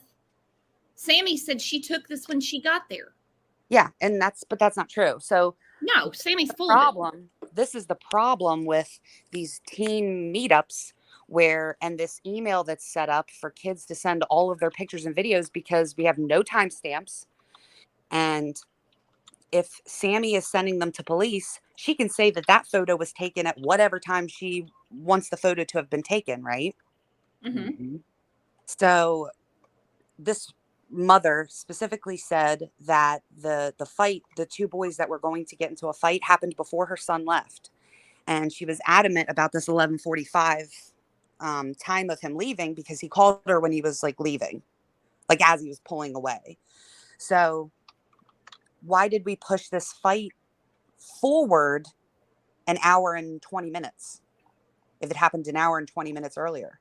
Yeah. So what was going on at that time? Between 11 and 12:30, which is the time I thought this entire time that something happened. Something happened in between 11 and 12:30, no doubt. Or we'll say 12. 11 and 12. We'll cut it down to an hour. I think that they went to the car to charge the phones at 11. I can put one, if not two, I'm not for sure about the second, but one, if not two, additional people in that car with Kiely and Sammy to go charge the phone. God bless you. Was that a sneeze? Oh my God, I couldn't get my mic muted enough and it just hit me. It was like a sneeze. Live show, everyone. So I think they went to charge the phones. I think something happened. Yeah, you can tell her something in just a minute. I think that something happened between 11 and 12, and then from 12 to the location stopping being shared at 12:03 to the phone going completely dark at 12:33. I think in that 30-minute time frame between 12:03 and 12:33, somebody or several somebodies were trying to figure out what to do. And were you saying that you could place one, possibly two other people in the car with her? Mm-hmm. During the charging. Yes. Because, and one thing I questioned was when I said, so Elsa, for instance, was not anywhere in the parking area since 11:30. So let's just talk about Elsa's timeline.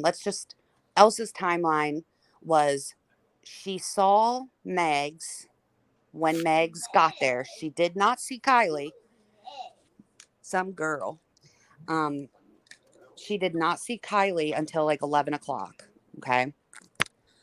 My question about that is how did you see Megs in the only 10, 15 minutes that she was there? She showed up with Kiely and didn't see Kiely for another hour. And then in asking about the parking area, Elsa says, well, I wasn't anywhere in the parking area. I didn't even go over there since 11:30.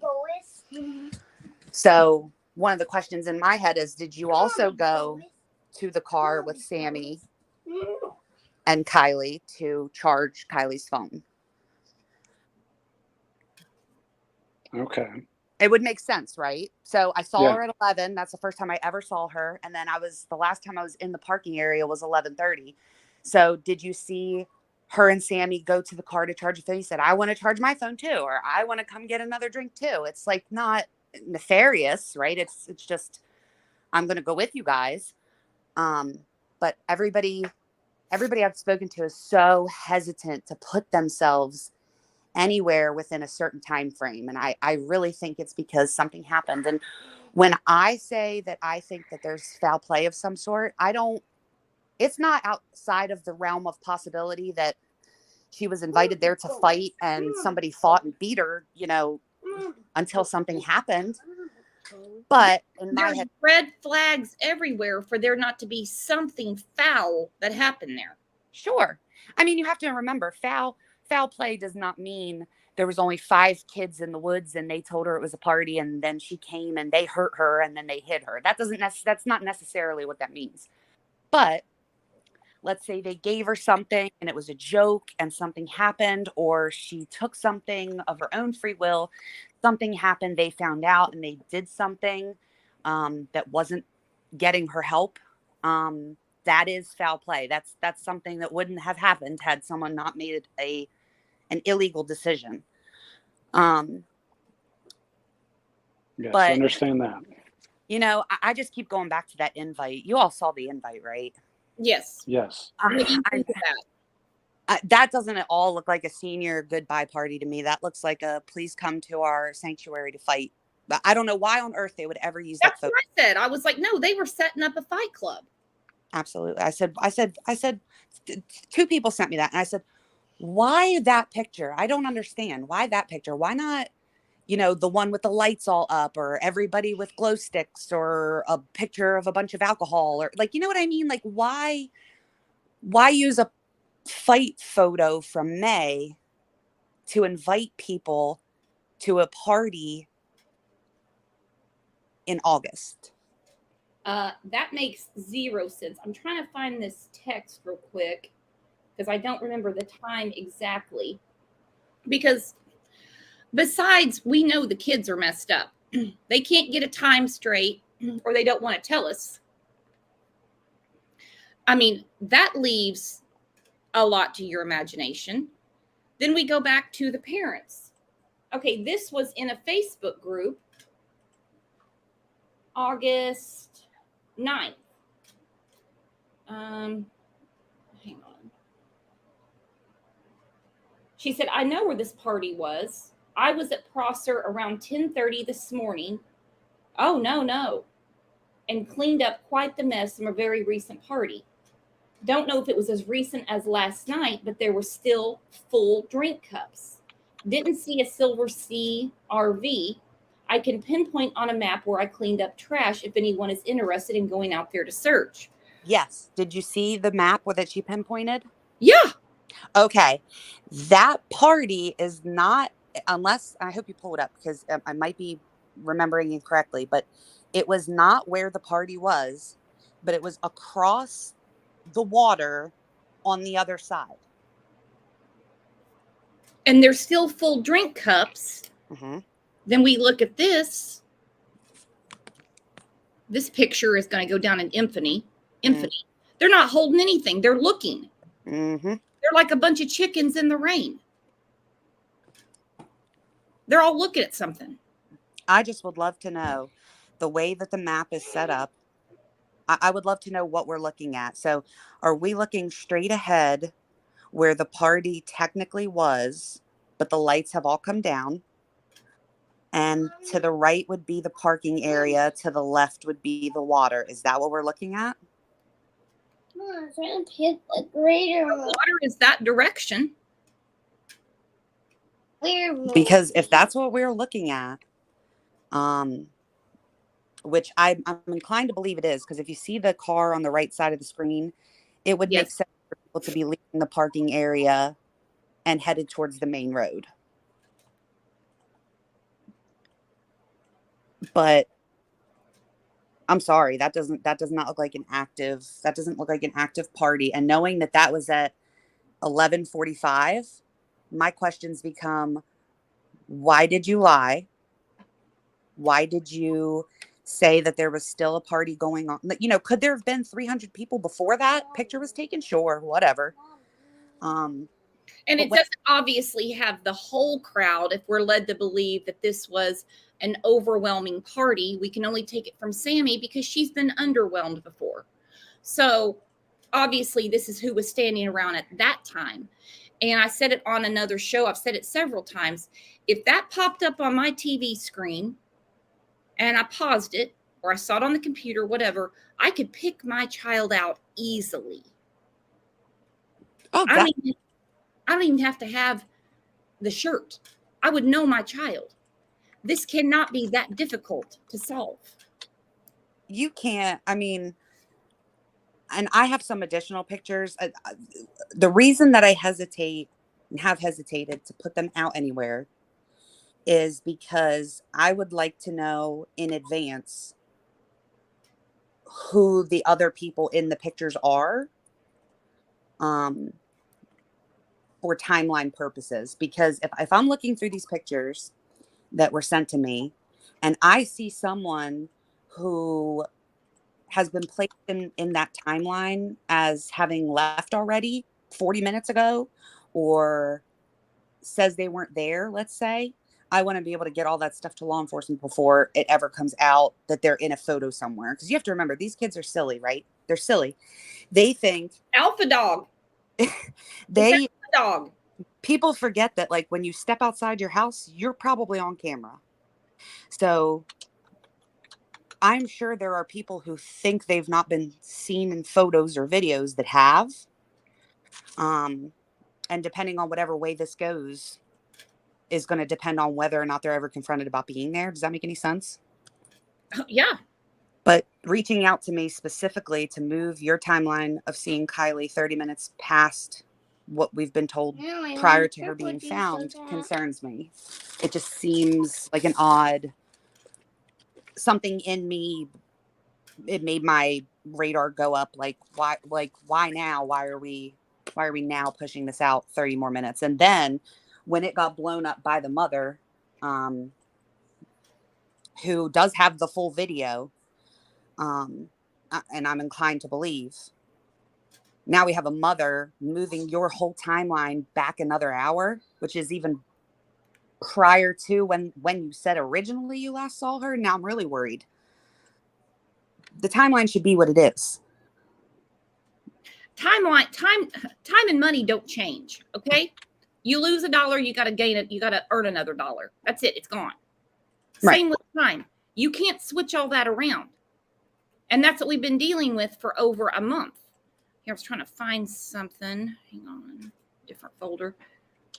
Well, and then I was like, how did no one see her leave? How did no one see her headlights coming from that direction? Like, they're claiming there were no headlights. There was no sound of a car starting. There was no yelling. There was no phone lights over there. Like, no wreck. No.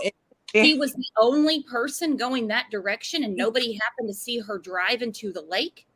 Right. And this is where we're going to, so when this does finally get released, let's say the time of death is midnight. Okay. Now I'm looking at each one of you that said that such and such happened and you were there at 12:40 and 12 o'clock. You know what I mean? They don't know what's going to come out of this. And this whole November 1st thing, I think that it is not that they're waiting on toxicology. If you read the reports, the news reports, their quote from the police department was, "We have the documents that you want." They have the documents that they are requesting, but they're not releasing them until November the 1st. I think, and even then might redact. I think that what's happening right now is they have the autopsy. They have the cause and manner of death. They now have her vehicle and her remains that are being processed. And I think that they're going back through everything they've been told.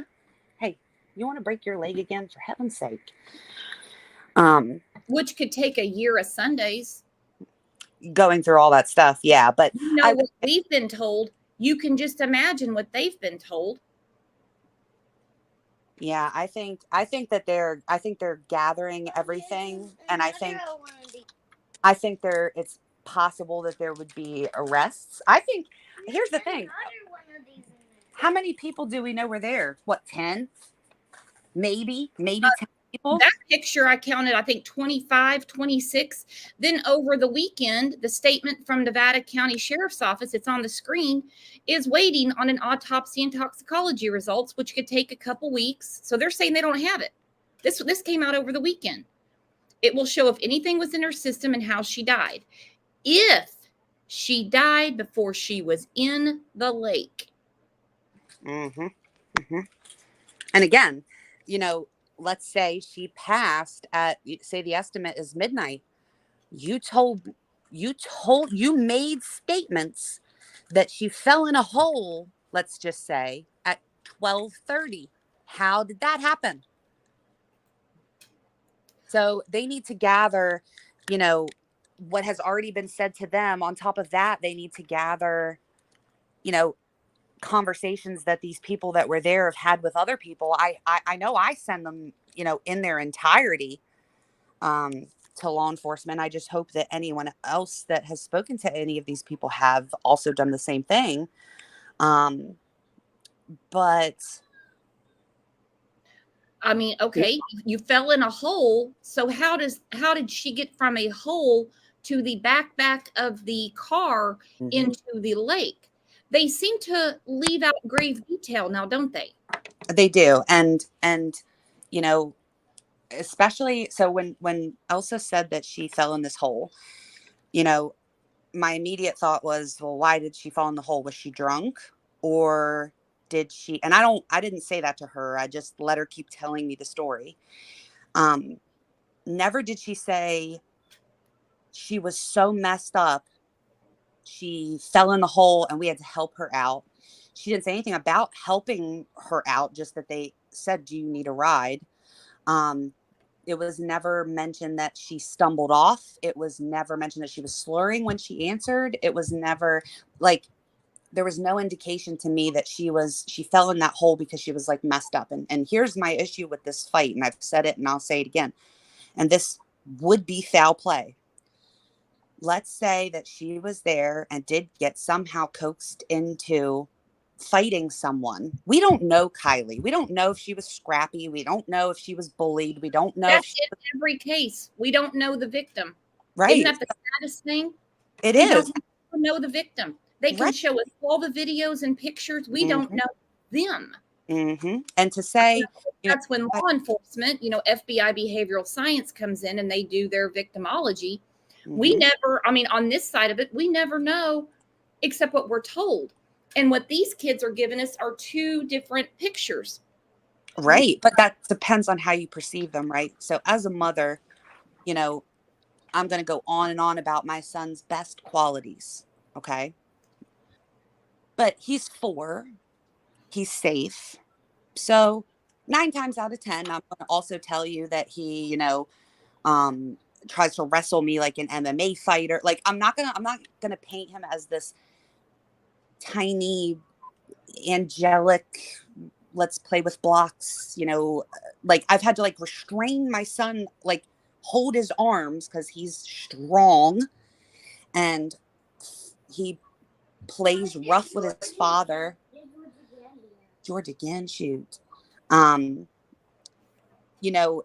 He's sometimes he'll like hurt me, so like but we're looking at how the person explaining her wants us to perceive her. So we're looking at one person that might say she would never ever drive drunk. Then we might look at someone else who let's say is being honest and would say she drove drunk literally all the time. She just was, this was more drunk than she'd ever done it, blah blah blah.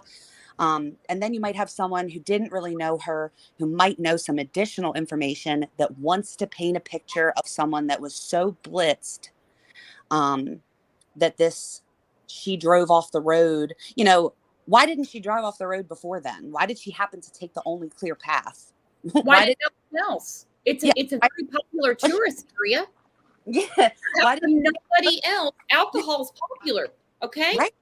Right. Or drive a camp. People that don't even know the area.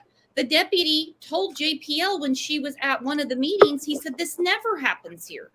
This never happens here. We have to go look for hikers, but nothing like this. So keep in mind, they're avoiding the fight, right? They're avoiding, and I think there was more than one. I think there were more than the 2 that we know of, the play one and the one that was going to be one and allegedly didn't become one. I think there was more than one fight. I think that's why the quote party was so short. I think they were like, what do they call them in wrestling? Like ballots. Match. Yeah, like different matches, ballots, tournament-y kind of things. Like that's what I'm picturing in my head is they had preset who was going to fight who and things like that. So let's say, for instance, this makes sense in my head. All of these people are drunk. They're drinking. People are angry. People, they've been doing this and it's been without consequence for however many years. Let's say they fight and I'm just throwing this out there. I do not know, but let's just say she has some type of health condition she's unaware of. or that her parents are unaware of. She gets into a fight, gets hit a certain way, something immediately happens. That's a possibility. Everybody panics. They think whoever fought her killed her, right? Or everybody's drinking. I work in neurosurgery. It's entirely possible, plausible, and probable that when a bunch of people are drinking and they're assuming that everyone else is drinking, if she fought, let's say she lost, or let's say she won and she walked off, it wouldn't be crazy that everyone, grown-ups, teenagers, young adults, would confuse her demeanor after that for someone that had been drinking or smoking pot or anything like that, when in reality she could have had some type of brain bleed that no one knew about. Had a head injury, had a concussion, something like that. Absolutely. Yeah, So that let's jumps say, out at me, like Natasha Heinrich, the actress that was married to Liam Neeson. They Yep. were skiing, fell down, bumped her head, said she was okay, went back to the cabin to rest up, and was dead hours later. yep, Then you have the question, nobody calls for help. We're led to believe, I mean, we know she graduated high school early, very smart girl, responsible, everything mapped out. She's ready for the world. But that one particular night, even though she was responsible enough, whether it was 11:30 or 12:15, because I've got two numbers there, big difference to me.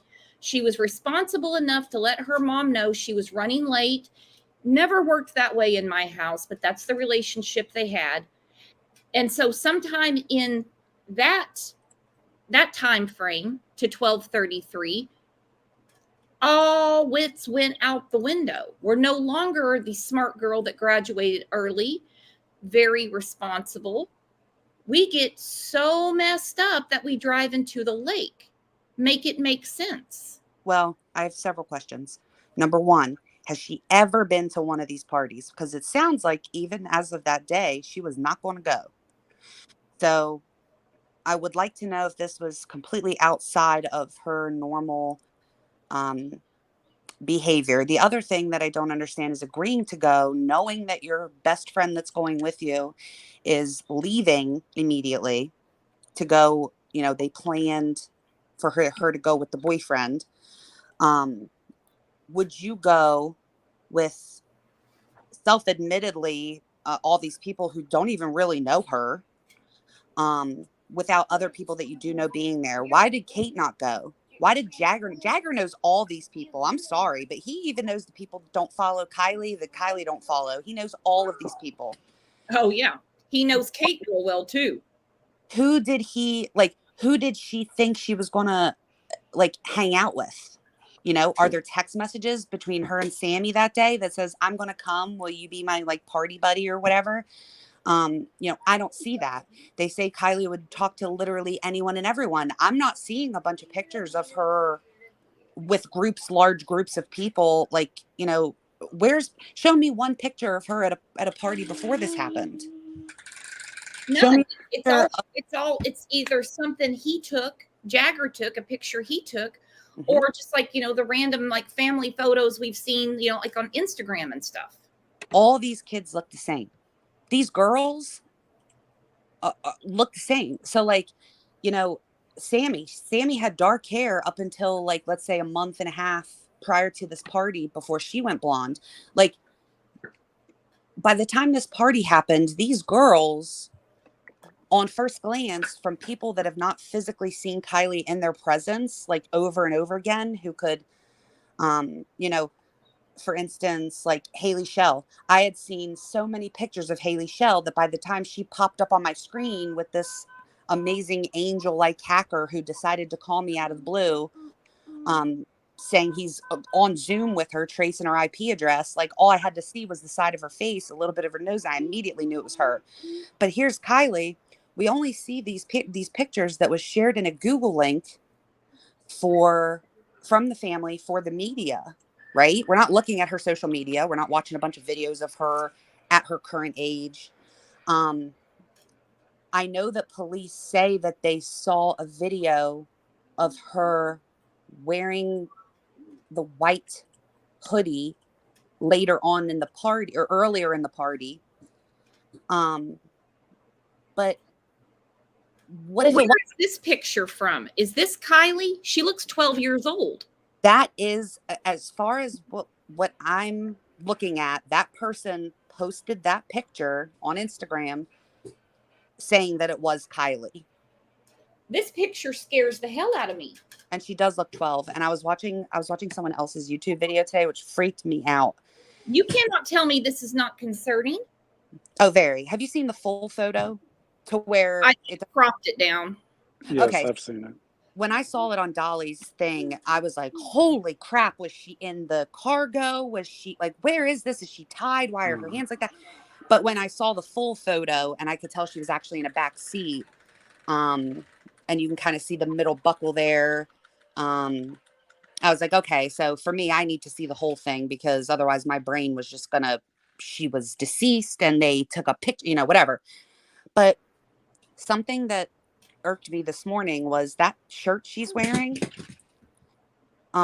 It's not in any of the other photos that were provided. And do you remember there was those videos going around? People were saying that it was Sammy's TikTok and she was holding the girl by her hair.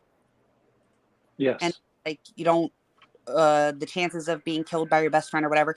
Like, I never really paid them any attention until this morning after that photo had come out, when another channel, I don't even remember who it was, or I would say, but they pulled up that video, and the girl that was in that video holding that other girl's hair, who they're trying to say was Sammy, which I don't think that was Sammy, but the girl holding the other girl's hair in that photo is wearing, it appears, that shirt that Kylie's wearing in the back of that car. Texas Bluebonnet said that pic is off Jagger's Insta. She's sleepy. I don't know. I follow Jagger on Instagram, but then I also follow a couple of these other people who have private Instagrams, and I've not seen it on Jagger's. I saw it originally posted on a different friend's. She posted several photos saying that she was like sorry about what happened to Kiely. She was apologizing to Kiely. What story are you getting about the mass exodus? I was told, so there were multiple people who said that they did leave at basically that time, at basically 12:30. I'm suspicious of everyone that left at 12:30. I'm just throwing this out there, and they're talking to me, but they know that I am. There was the group that Sammy left with. Elsa also left at that time. And a couple of the boys that were there at that time. Can I sit at the table and play at You sure can. One of the other interesting things is it was said to me, I don't know where it came from that Sammy is the one that organized this party. Okay. Because the party was organized by 3 boys. I have 2 of the 3 boys' names. I'm going to get it. Let me move my Pioneer Woman stuff so you don't get Play-Doh on it. I'm not going to use that for Play-Doh. I know 2 of the 3 boys' names. It was a boy from Truckee, a boy from Incline. I'm assuming they were talking about each high school. There was a boy from Truckee, a boy from Incline, and a boy from North Tahoe. Okay.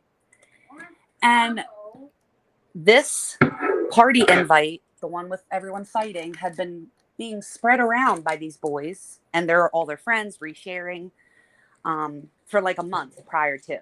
Okay. Just so happens that the day of the party, and this is also just so happens the only boy whose name was not provided by anyone. The day of the party, one of the boys whose party it was, the one from Truckee, had to work. So he wasn't there for the setup. Nobody knows what time he got there, if he even showed. So make sense of that. But I'm going to point out 2 things. Have you seen Kylie's Venmo? Yes. Not Kylie's. I've seen Sammy's. Okay, Kiely only has 8 friends on her Venmo. Okay. account. And I don't know if you guys know, but like I send and receive money from people that like are not listed as my friends. Like how do they become your friend on Venmo? Right. I don't have a Venmo, so you have to tell me how that works. I set it up one time for something. I had to pay somebody, but it takes like 2 or 3 days to get it set up because they put like a deposit in your account, and I needed to. I just don't know if you have to physically add someone for whatever reason for them to do that, because like I said, like, so my friend Jessica, we send money back and forth all the time, but she's not like listed as a friend in my Venmo contacts. But anyway, she's got 8 of them. One of them is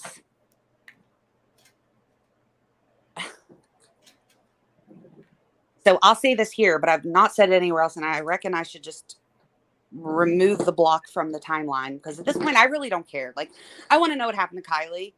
And the fact that I have seen over time these pictures and videos of these kids getting so shit-faced that they're like laying in throw up like on the beach and like posting them to public social media platforms means that they are not, and we're not scared that like their colleges or their good job, or their parents were going to see that they do this stuff.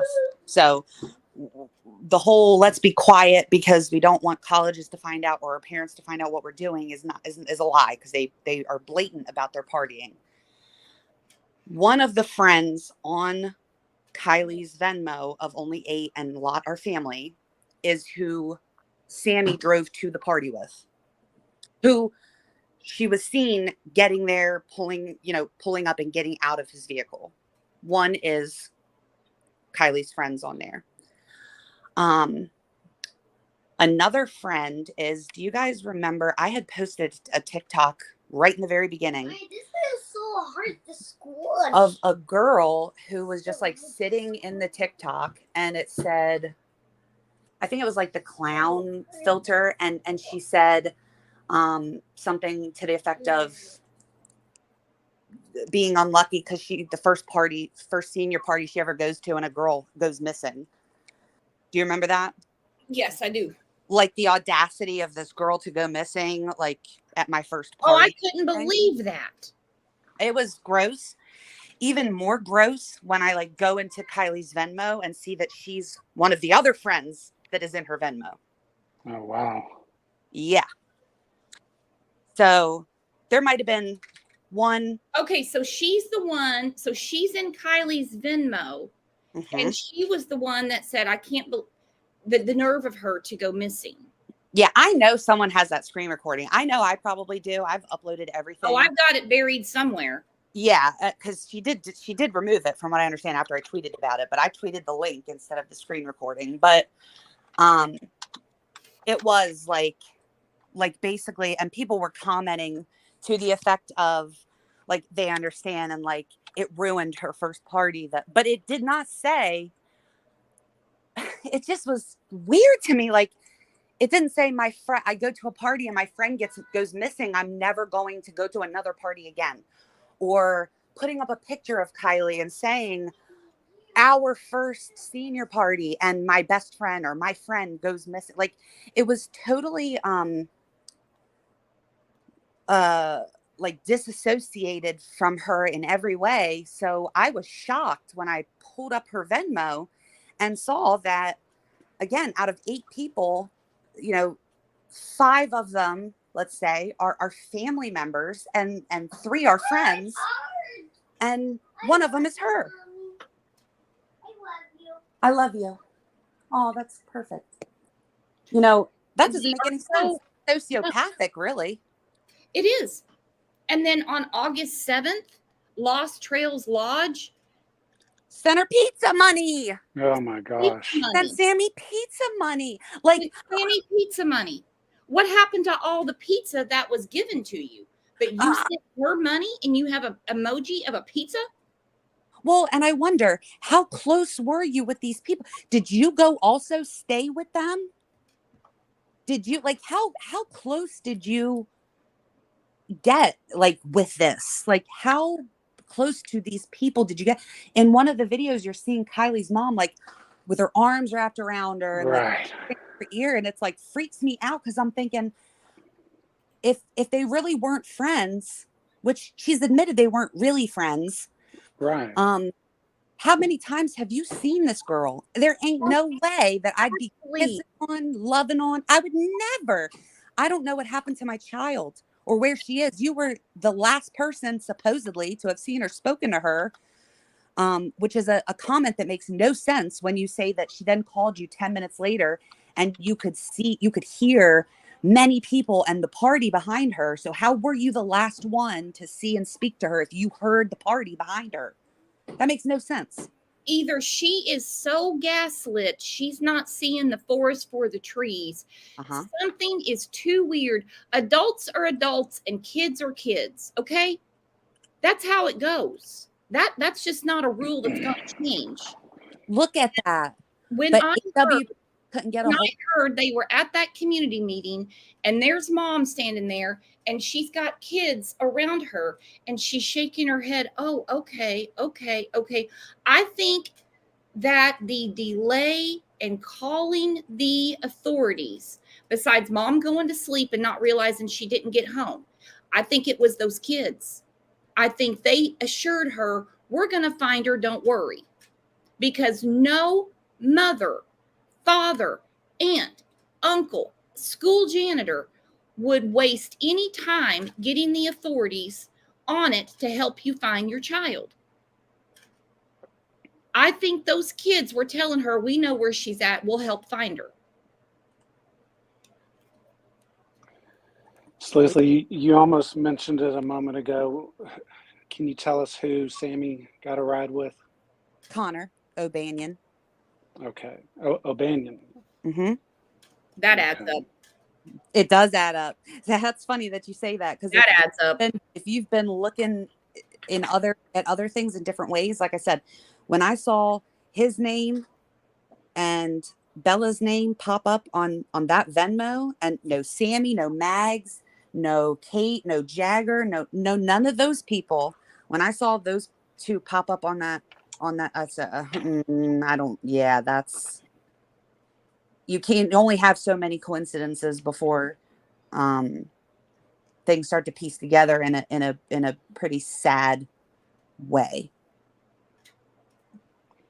Yeah, I don't believe in coincidences. Nothing in God's world happens by accident. No. Amen. No. And I tell you what, speaking of God's world, if nothing comes out of this, if we're still sitting here in 3 years still saying, well, what about Sammy back in August of 2022? Those kids have got to learn some accountability. Absolutely. Make them walk the walk, because I get the whole, look, we're not interested at you drinking at the party. We can't prove it anyway. It's been too much time. Doesn't matter if we piss test every one of you. Doesn't matter. We don't care about the drugs you were doing. That's one thing. But when those kids were interfering with a police investigation to find the very friend that they're so brokenhearted over, I'm still furious about that. Yeah. And like I said, the lies and the silence has nothing to do. I don't know where this started getting put out there, that the reason the kids didn't want to come forward was because they didn't want colleges or their parents to know about their shenanigans, because they post pictures and videos of their parties, of their booze, of their pot, of their bongs, of their drugs, their shrooms, they post all of that stuff in public areas. So JPL saw it. JPL was walking into the community meeting and they were all standing outside, like Alpha Dog. I mean, telling the parents, telling the adults, what they had going on. There was no, are you guys getting in here? Anything like that. They're standing out there smoking pot and stuff. Mm-hmm. I'm glad you brought the community. I don't care. It's brazen that these are the kids with no rules. Well, they haven't had any personal repercussions, right? Like up until no accountability. Yeah, there are no personal consequences for that party. So they're still partying. They're still going on vacation. They've been doing it since she's been missing. Going out. They don't care. They do not care. They No. do not. And you would think this would be the wake up call that would shake them all up, at least for the parents to say, party time's over. Yeah. No, I mean, I look like a sack full of assholes with what you've been doing. Yeah, that right. alone would infuriate a parent. Never mind the high risk behavior they all have going on and not a lick of sense between any of them. I'm going to filter tips for the sheriff? Hell, you say? Well, and there's parents who are allowing that. They're actually sending this teenager videos and pictures and information from their children. That also baffles me. I would be like, I don't know who the hell you are, number one. Mhm. I don't know what happened to Kiely.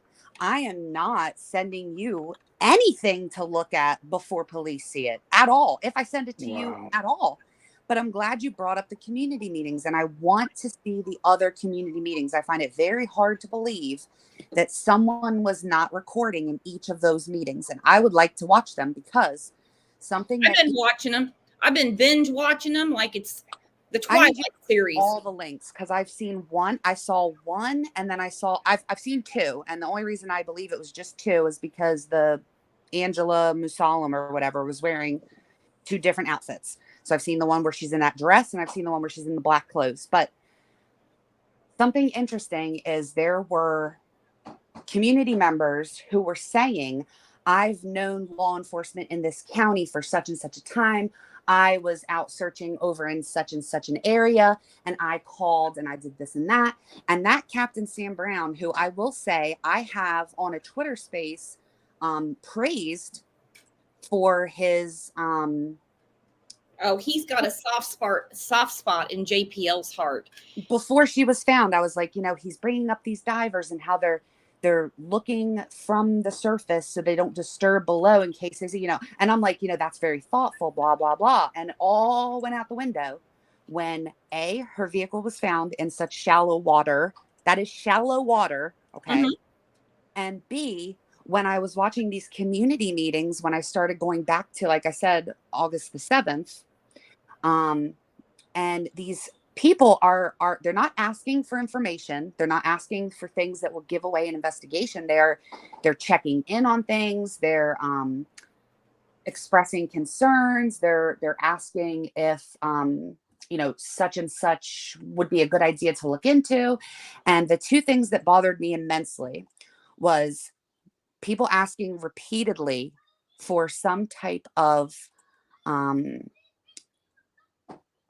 structure, some type of something to tell them where they should be looking, where things have already been started. And they're basically like, you guys are out there just doing whatever. We're not going to tell you not to look somewhere. We're not going to tell you to look somewhere. There's the map that has this huge area. Which I do want to bring up as well. Can I send stuff in the chat? Can I send screenshots like in the private? I can't.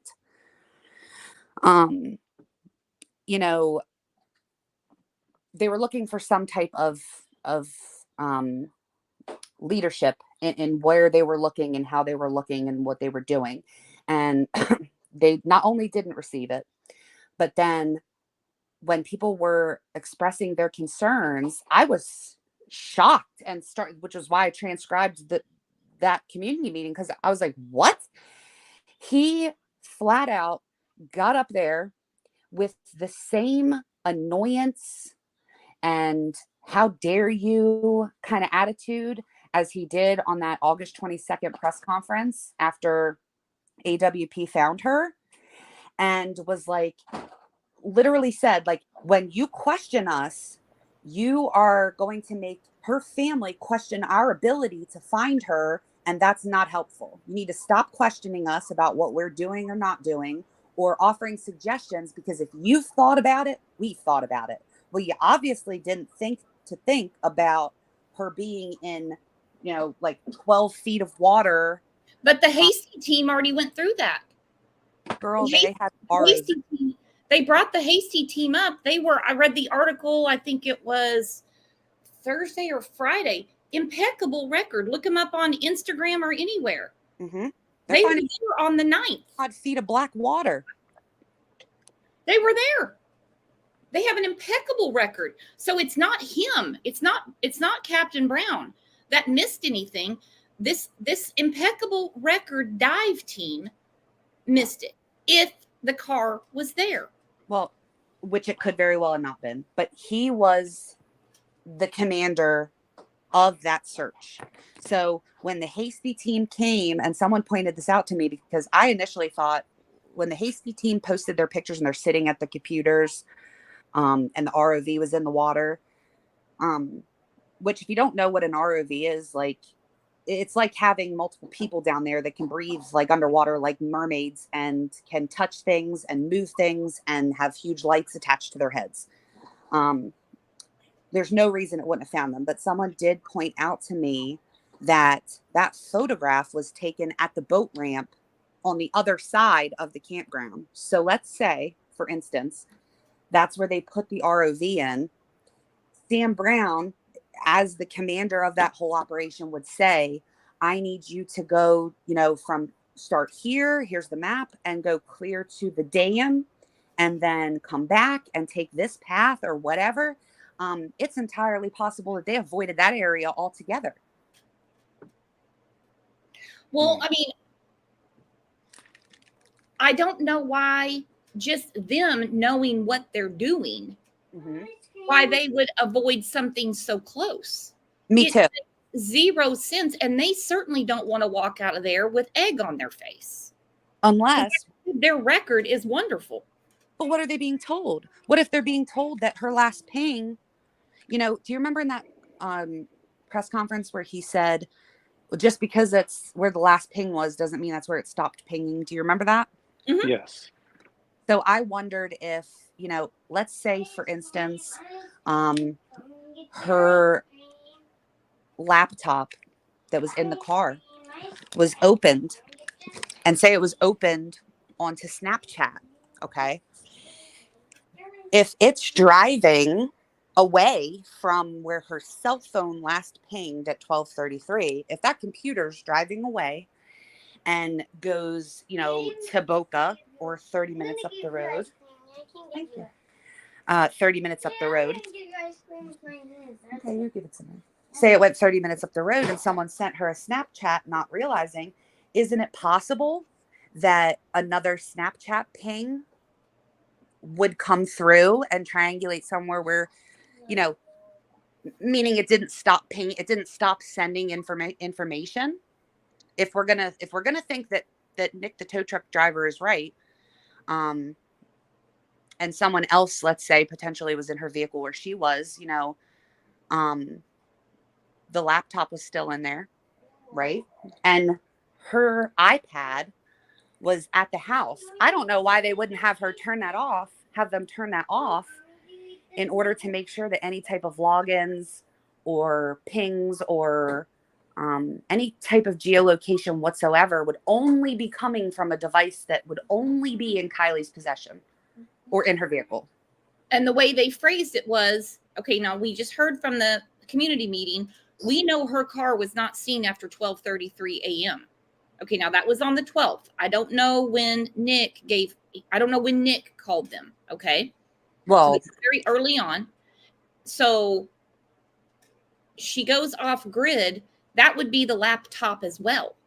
Well, he said a week after his encounter on the 7th or the 6th, right? It was the 6th. It was either Saturday or Sunday, he said, which I believe. 6th, yes. Okay. So he said in that video that it was a week later when he was at a coffee shop and realized that what he might have possibly saw and told police. The timing, right, with what you're saying would make sense if he had gone to them that day. I don't want to read too much into the 12th at this point. Yeah, I mean, I just mean that week of the 12th would have been when he told law enforcement, if he told them when he found out a week later. You know what I mean? Yeah. So what new information, what new body language, what new comments, what When did the sweatshirts get brought up? Let me find the tweet. It's in my folder somewhere. Now that I think about it, you just really rattled my brain. Okay, I so believe the sweatshirt. I'm sorry. Oh no, go ahead. We need to know. I believe the sweatshirt was first brought up on the 13th. So that's interesting timing, because why would all of the kids that saw her not have brought up that? We all said, like, how did it take a week to find out what she possibly was wearing? Maybe Nick, the tow truck driver, is the one that said, I saw her, in this shirt, this sweatshirt. And I saw this sweatshirt in the back seat, or the boy that he saw was wearing the black sweatshirt. Do you know what I'm saying? Sure. Time. I'm thinking because when they did the final press conference, and they said, we're going to take a different investigative approach, put together a task force, they looked mad as hell. I'm wondering if what stopped everything as far as the daily press conference, the community meetings, wasn't his information. You mean you think it might have been? Yeah, I'm just wondering. That would actually make sense to me for them to say, we're taking a different investigative approach, because if you get this gentleman calling saying, I saw that car, I've got camera, I've got audio on the truck, and they're like, we got to go a different route now because it all got shut down. Yeah, that's a great point. The timing makes sense.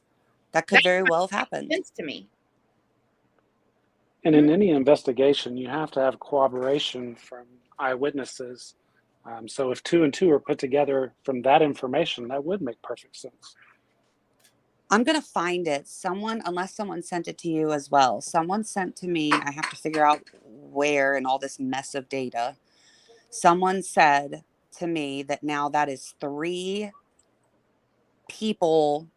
separate people who have claimed or reported a potential sighting of her in that same area, that Boca area. And what I want you to see is I pulled up from the 8th, I believe. They posted the map that law enforcement had up at like the rec center. Okay. Mm-hmm. And it's this great big map, and it's the blue area, which it encompasses like all of 89, the campground. It's like a great big thing with like a boob on it.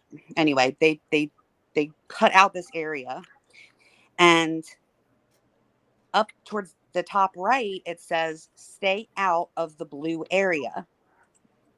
And it's circled, and it's literally written right above Boca Road with what I assume is the Boca Lake to the right.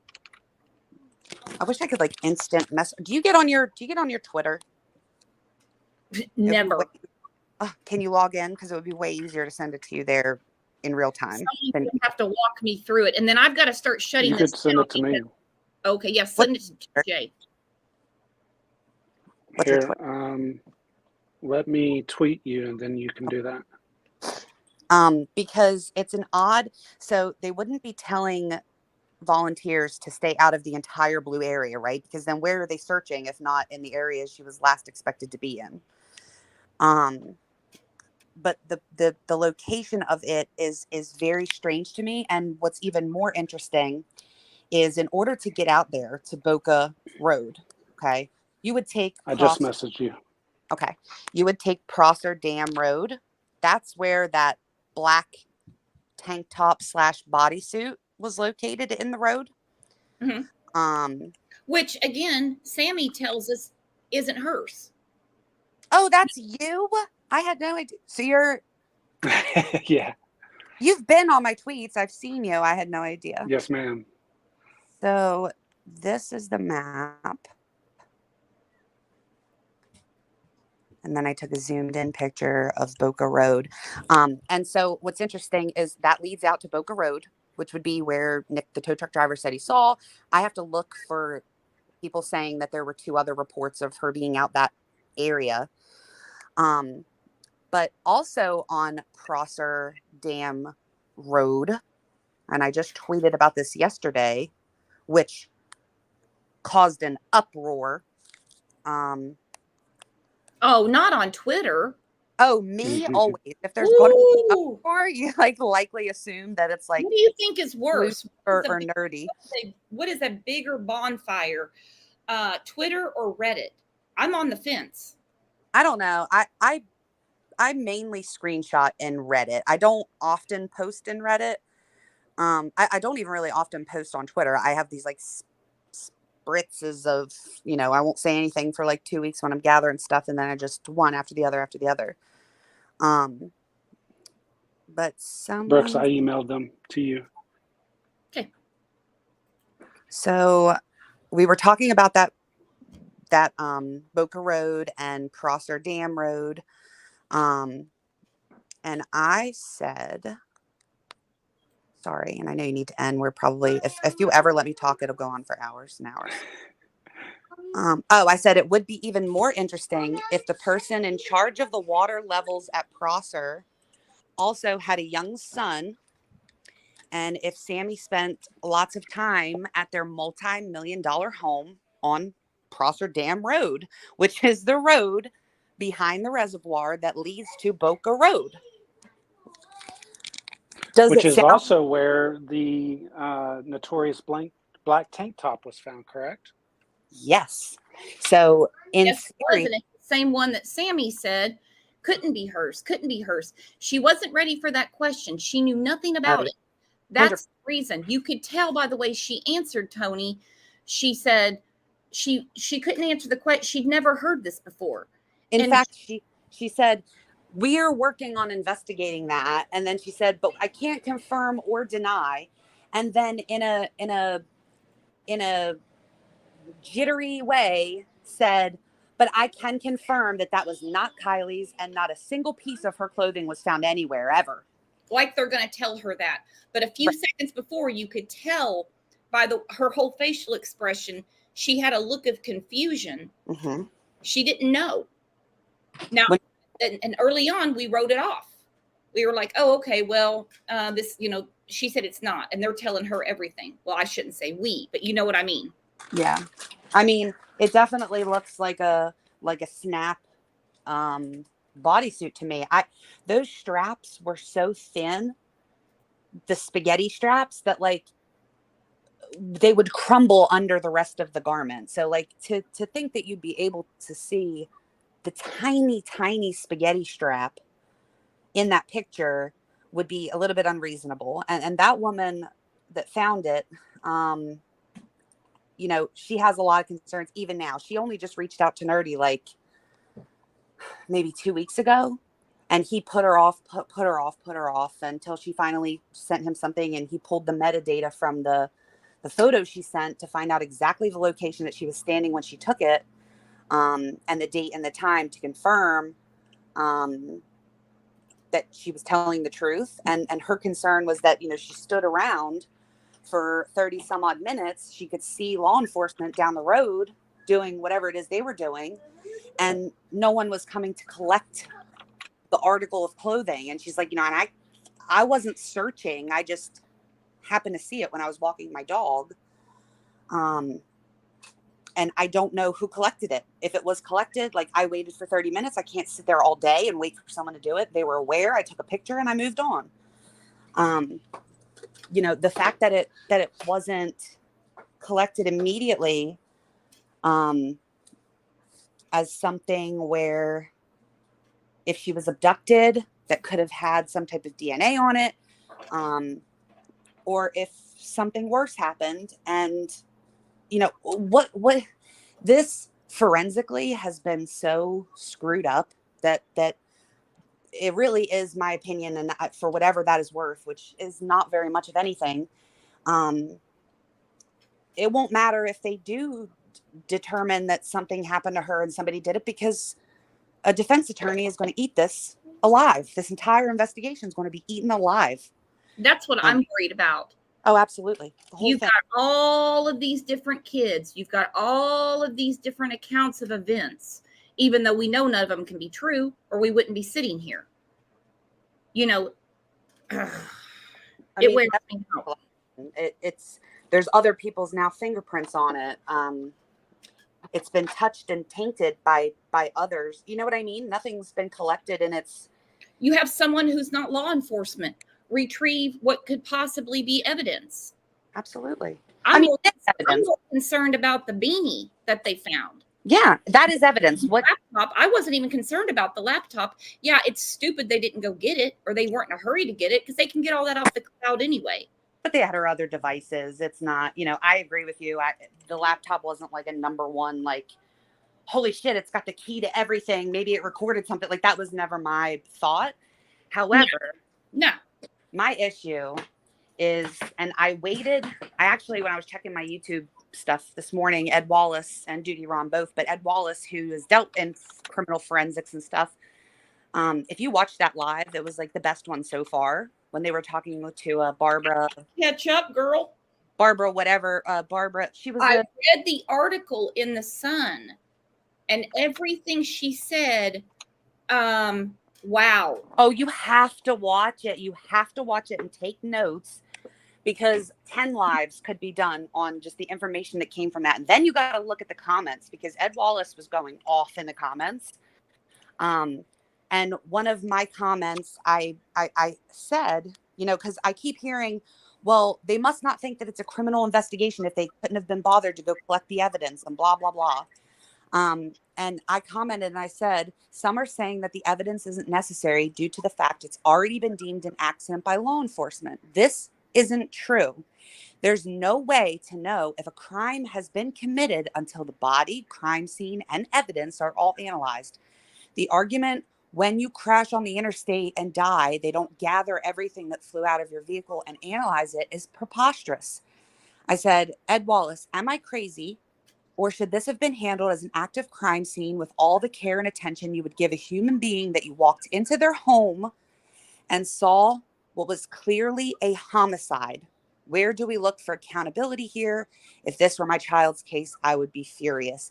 And he said, spot on. And I actually spoke to Duty Ron, and that's, this was an active criminal crime scene with the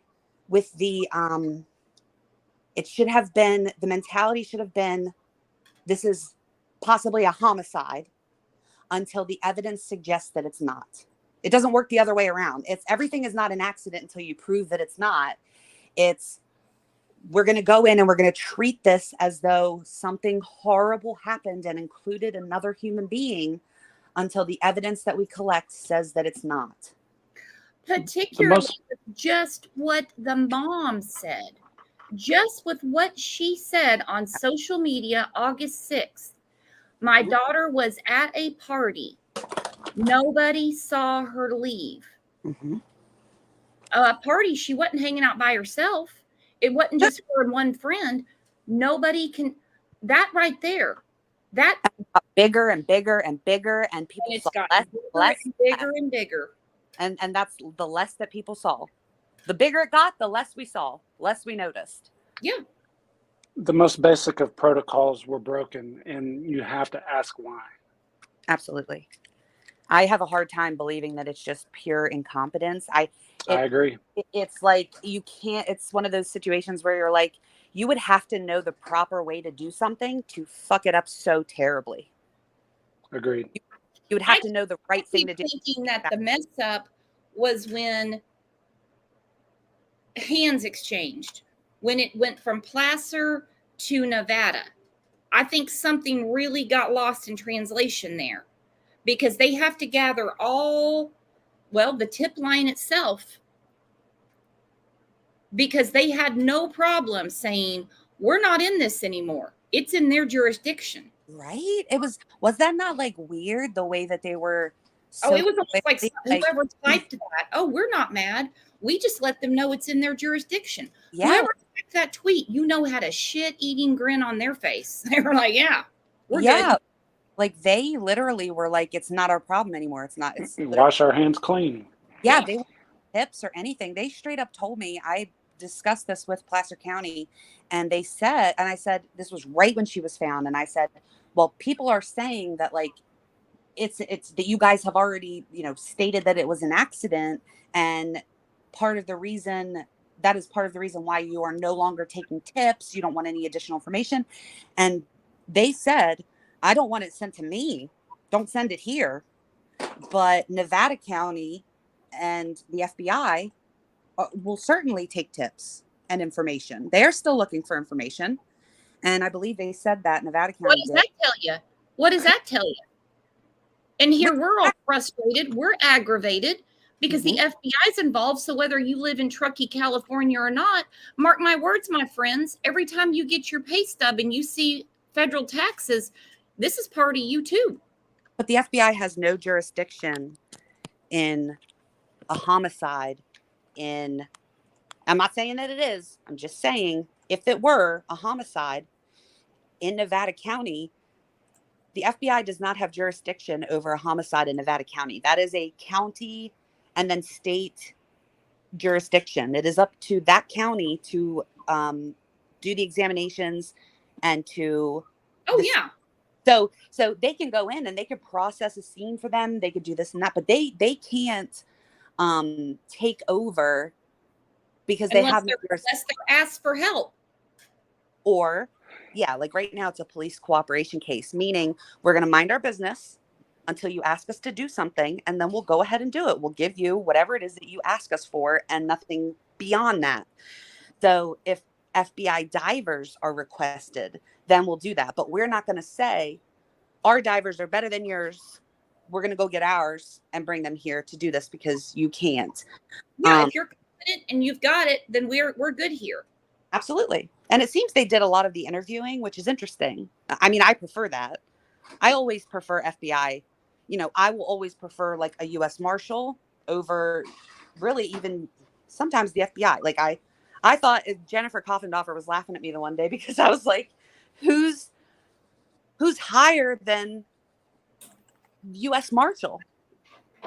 And she was like, the FBI. Like, what do you mean? Like, I thought like U.S. Marshals were above the FBI. And she was like, no. I was like, well, they are like to me, an FBI can be involved, but U.S. Marshals don't always get involved. They're limited. Then there is no like police cooperation. Like U.S. Marshals don't just offer their resources. You know what I mean? So, well, the way I understand it is go ahead. Homicide, if indeed there is a homicide, is a civil matter which only a state can prosecute. Correct. But if you follow Ed Wallace and Duty Ron, who I think that it takes tremendous circumstances for law enforcement of any kind to turn attention away from praising other law enforcement. If they're pointing out in anger, mishandling and incompetence and suggesting that reports be made to the Attorney General over how something has been or is being handled, I think that is huge. I think it takes a lot of pride. You got to put away a lot of pride. Egos play a big part. And when the big dog comes into the little dog's cage, as in the FBI, and then you have to do a press conference where you say, she's been right off the shore for how long we don't know. That takes that's a big bruise. If it had been a snake, it'd have bit them, all of them. If she'd have been a snake, she'd have bit them. And in order for FBI or another higher agency, just like you just said, in order for a higher agency to step in without permission, it has to go to the Attorney General first. I'm going to listen to Ed Wallace and Duty Ron, and I'm going to make sure that I'm sending a tracked email that can't be avoided or ignored to the Attorney General, because another pair of eyes need to be put on this entire situation. If it comes out that it was an accident, unfortunately, at this point, nobody's going to believe, unless you were just dead set on accident the whole time, or you were just dead set on foul play the whole time, I don't think anyone's going to buy what they come out with. But should we expect it? Should we expect an accident? Think about this. If they're going to take this information that they have gathered to a grand jury, okay, is the district attorney or whoever it is who would be in charge of trying a homicide or any other charges that would stem from this being any other type of foul play, are they going to look at this and say, I will never, ever win a trial based on what you have done in this investigation? They're not going to do that. I fully expect I will be happily surprised if there's any type of accountability that we see in any way from them themselves. But I am at this moment like expecting them to be backed into a corner where this is going to have to be an accident, because if they go off of their current, you can only charge and try someone for murder once, right? Yep. So are they going to go, depending on circumstances, am I, as a district attorney, am I going to go in using the botched bullshit that I have in my file right now? Or am I going to move on and silently, outside of media pressure, multiple agency involvement, am I going to let everything go, the dust settle, and then quietly have this looked into by an attorney general and have, if it's at all salvageable in any way, proper protocol followed at that point so that my case is stronger in the future? Yeah, I'm going to do that. But it would be really, that would be really, dangerous is not the word that I'm looking for. But if you had a suspicion of some type of murder, unless that person was already incarcerated, I don't know, which is why I get so weird with this Nate C thing and all these arrests that have been happening. We might already have someone in the Facebook group. I'm like, it's like they're really cracking down around there in a way. There was just a girl arrested 20 years old. There was another guy 20 years old, 18 years old. And that's when you need a Stacey Jones, which mom's not going to do it in this case. The dad to come out and say, I'm going to figure out what's going on. I would love to speak with him. Not for like, it wouldn't even need to, but we're just hearing from the mom. I've separated myself from saying anything about the family in any way up until like yesterday. Or I guess when she made that statement, and then I was finally like, you know what? And I didn't even throw all of my thoughts out there, but I was like, that was just weird. That was a weird thing to say. I want to hear from Even Dad. weirder at the memorial, the lady that talked to her. It was weird. That was weird. Speaking of Nate C., let us not forget that he was supposed to enter a plea after August 13th, and that has not happened. When does he go back to court today? Isn't there a court? He was supposed to go back to court the following week after the August 13th preliminary hearing, and it never happened. What's interesting is Brooks just said about all these people, these young people that are being arrested since then. Yep. That was why I brought up that we only know of, say, 5 to 10 names of people who were present at this party. It's entirely possible that 40 people that were there have already been arrested and we don't know nothing about it. Because like look at the roundup in the Dylan Rounds case and other ones, because I've been looking at their blotter, I guess. I mean, almost every morning I've been, putting a lot of them, the ones that they put on their Facebook page, I'm putting them in the our Facebook group, the Crime Lines and Lies Facebook group. And I'm like, okay, 18-year-old that's been groping, got a 20-year-old for burglary, this girl today. And I'm just like, so it seems to me that we're not turning a blind eye right now. Yeah, I would pay close attention to, I said this yesterday, and I don't know if you can pull up the police blotters from weeks ago, but I would keep a running tab of who has been arrested since, say, August the 7th through to current. That's what I'm working on right now. Do you have like that's what I want, is like a master and charges, because even specifically like drug charges, DUI related charges, alcohol related charges. That's what I would be interested in, because we know that law enforcement will lie, they'll embellish to get people to speak. We also know that they will use lesser charges of other things in order to gather information about worse things. So are people being arrested for things they were told they had total amnesty on? Like, to think that like police are like, she was missing. Okay, they didn't know where she was, if she was alive, if she was safe, if she was hurt, if she had run. They didn't know. So for them to say you won't get in trouble, like, that makes sense to me. Please, you won't get in trouble. Please tell us where she is. Please tell us you saw her. But to expect total amnesty after that, when you've broken the law That and doesn't work continue that to way. break the law, come on.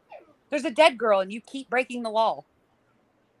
No. You expect amnesty. And if you're getting it, that's a problem. And somebody bigger than me needs to be looking into that. We're on it, girl. And I hate to cut anybody off, but I have to run to a meeting. Daddy? No, I'm so sorry I took over your live. I'm so sorry. I feel so bad. No, you're fine. No, anytime you see the link, grab it. Grab it. Grab it, because we have to continue these conversations.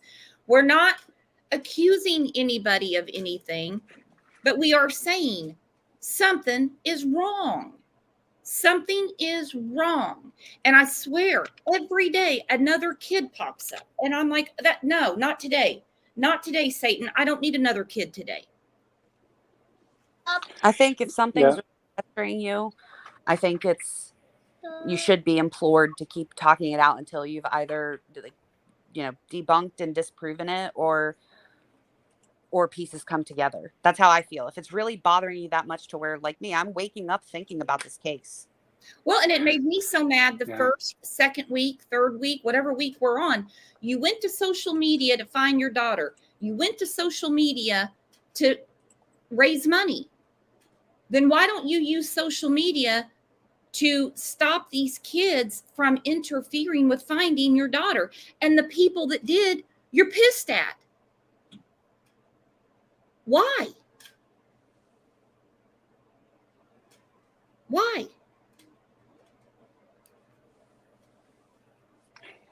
That's where answers lie.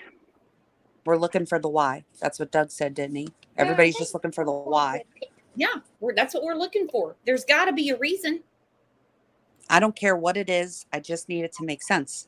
If she was in an accident, I accept that. We don't want it to be any worse on her than what it looks like it is. Absolutely. Absolutely. I hope she has peace. But if 50,000 people are looking at this saying, damn, something's just not right, then isn't it possible she has no peace?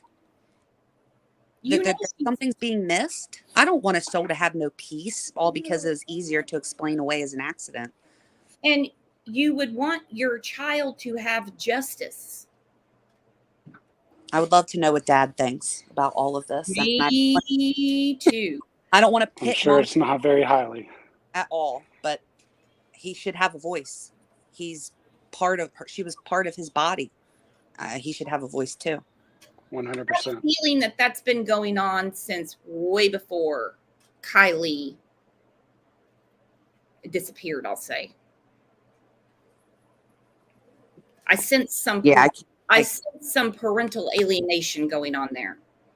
If you've ever been divorced, or if you've ever been divorced and the person you divorced brings people around your child, then I can see, in looking at other things, I can understand where if there were some type of animosity, I could see where it came from earlier, before this ever even happened.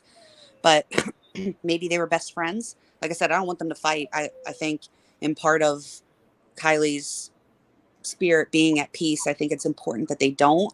But I don't think that one parent's out of an entire family with multiple parents should be the overruling authority on what happens moving forward to give my child soul peace.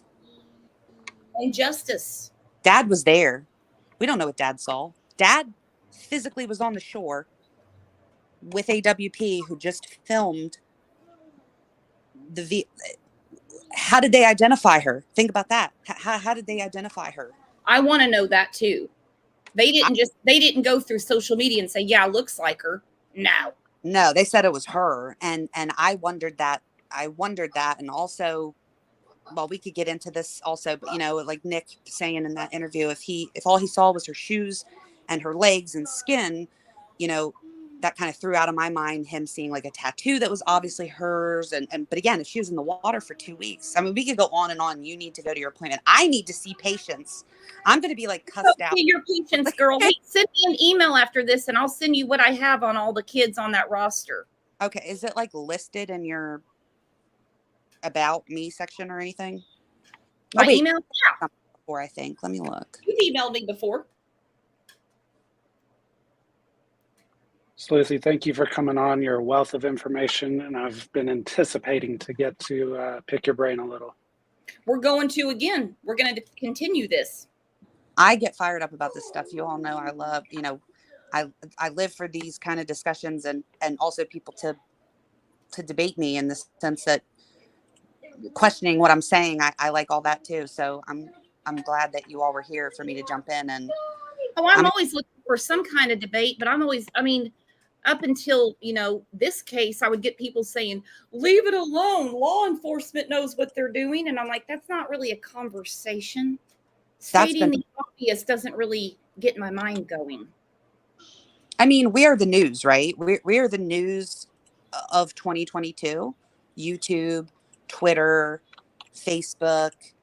In the past 6 months, I've yet to see like an article that's been written about any missing person that's like entirely correct. Nope, that stopped. That went away. It's scary. Like, are we confirming anything? So as far as I'm concerned, these discussions are healthy, although they are hurtful sometimes. They can be triggering sometimes, but this is like investigative reporting. This is stuff that's no longer happening. These discussions are no longer happening before articles are being written and stuff is being put in the news. Like, we're doing all the back stuff. If the news is quoting YouTube lives, that should say something. And I'm not going to stop. I know you're not going to stop. No, all it took for me was for Mom to tell me to shut my mouth. I was like, no, not today. Weird. You got to be kidding me. Weird. You got to be kidding me. Gotta be kidding me. All right, guys, I'm going to start winding this down. Sleuthy, send me an email.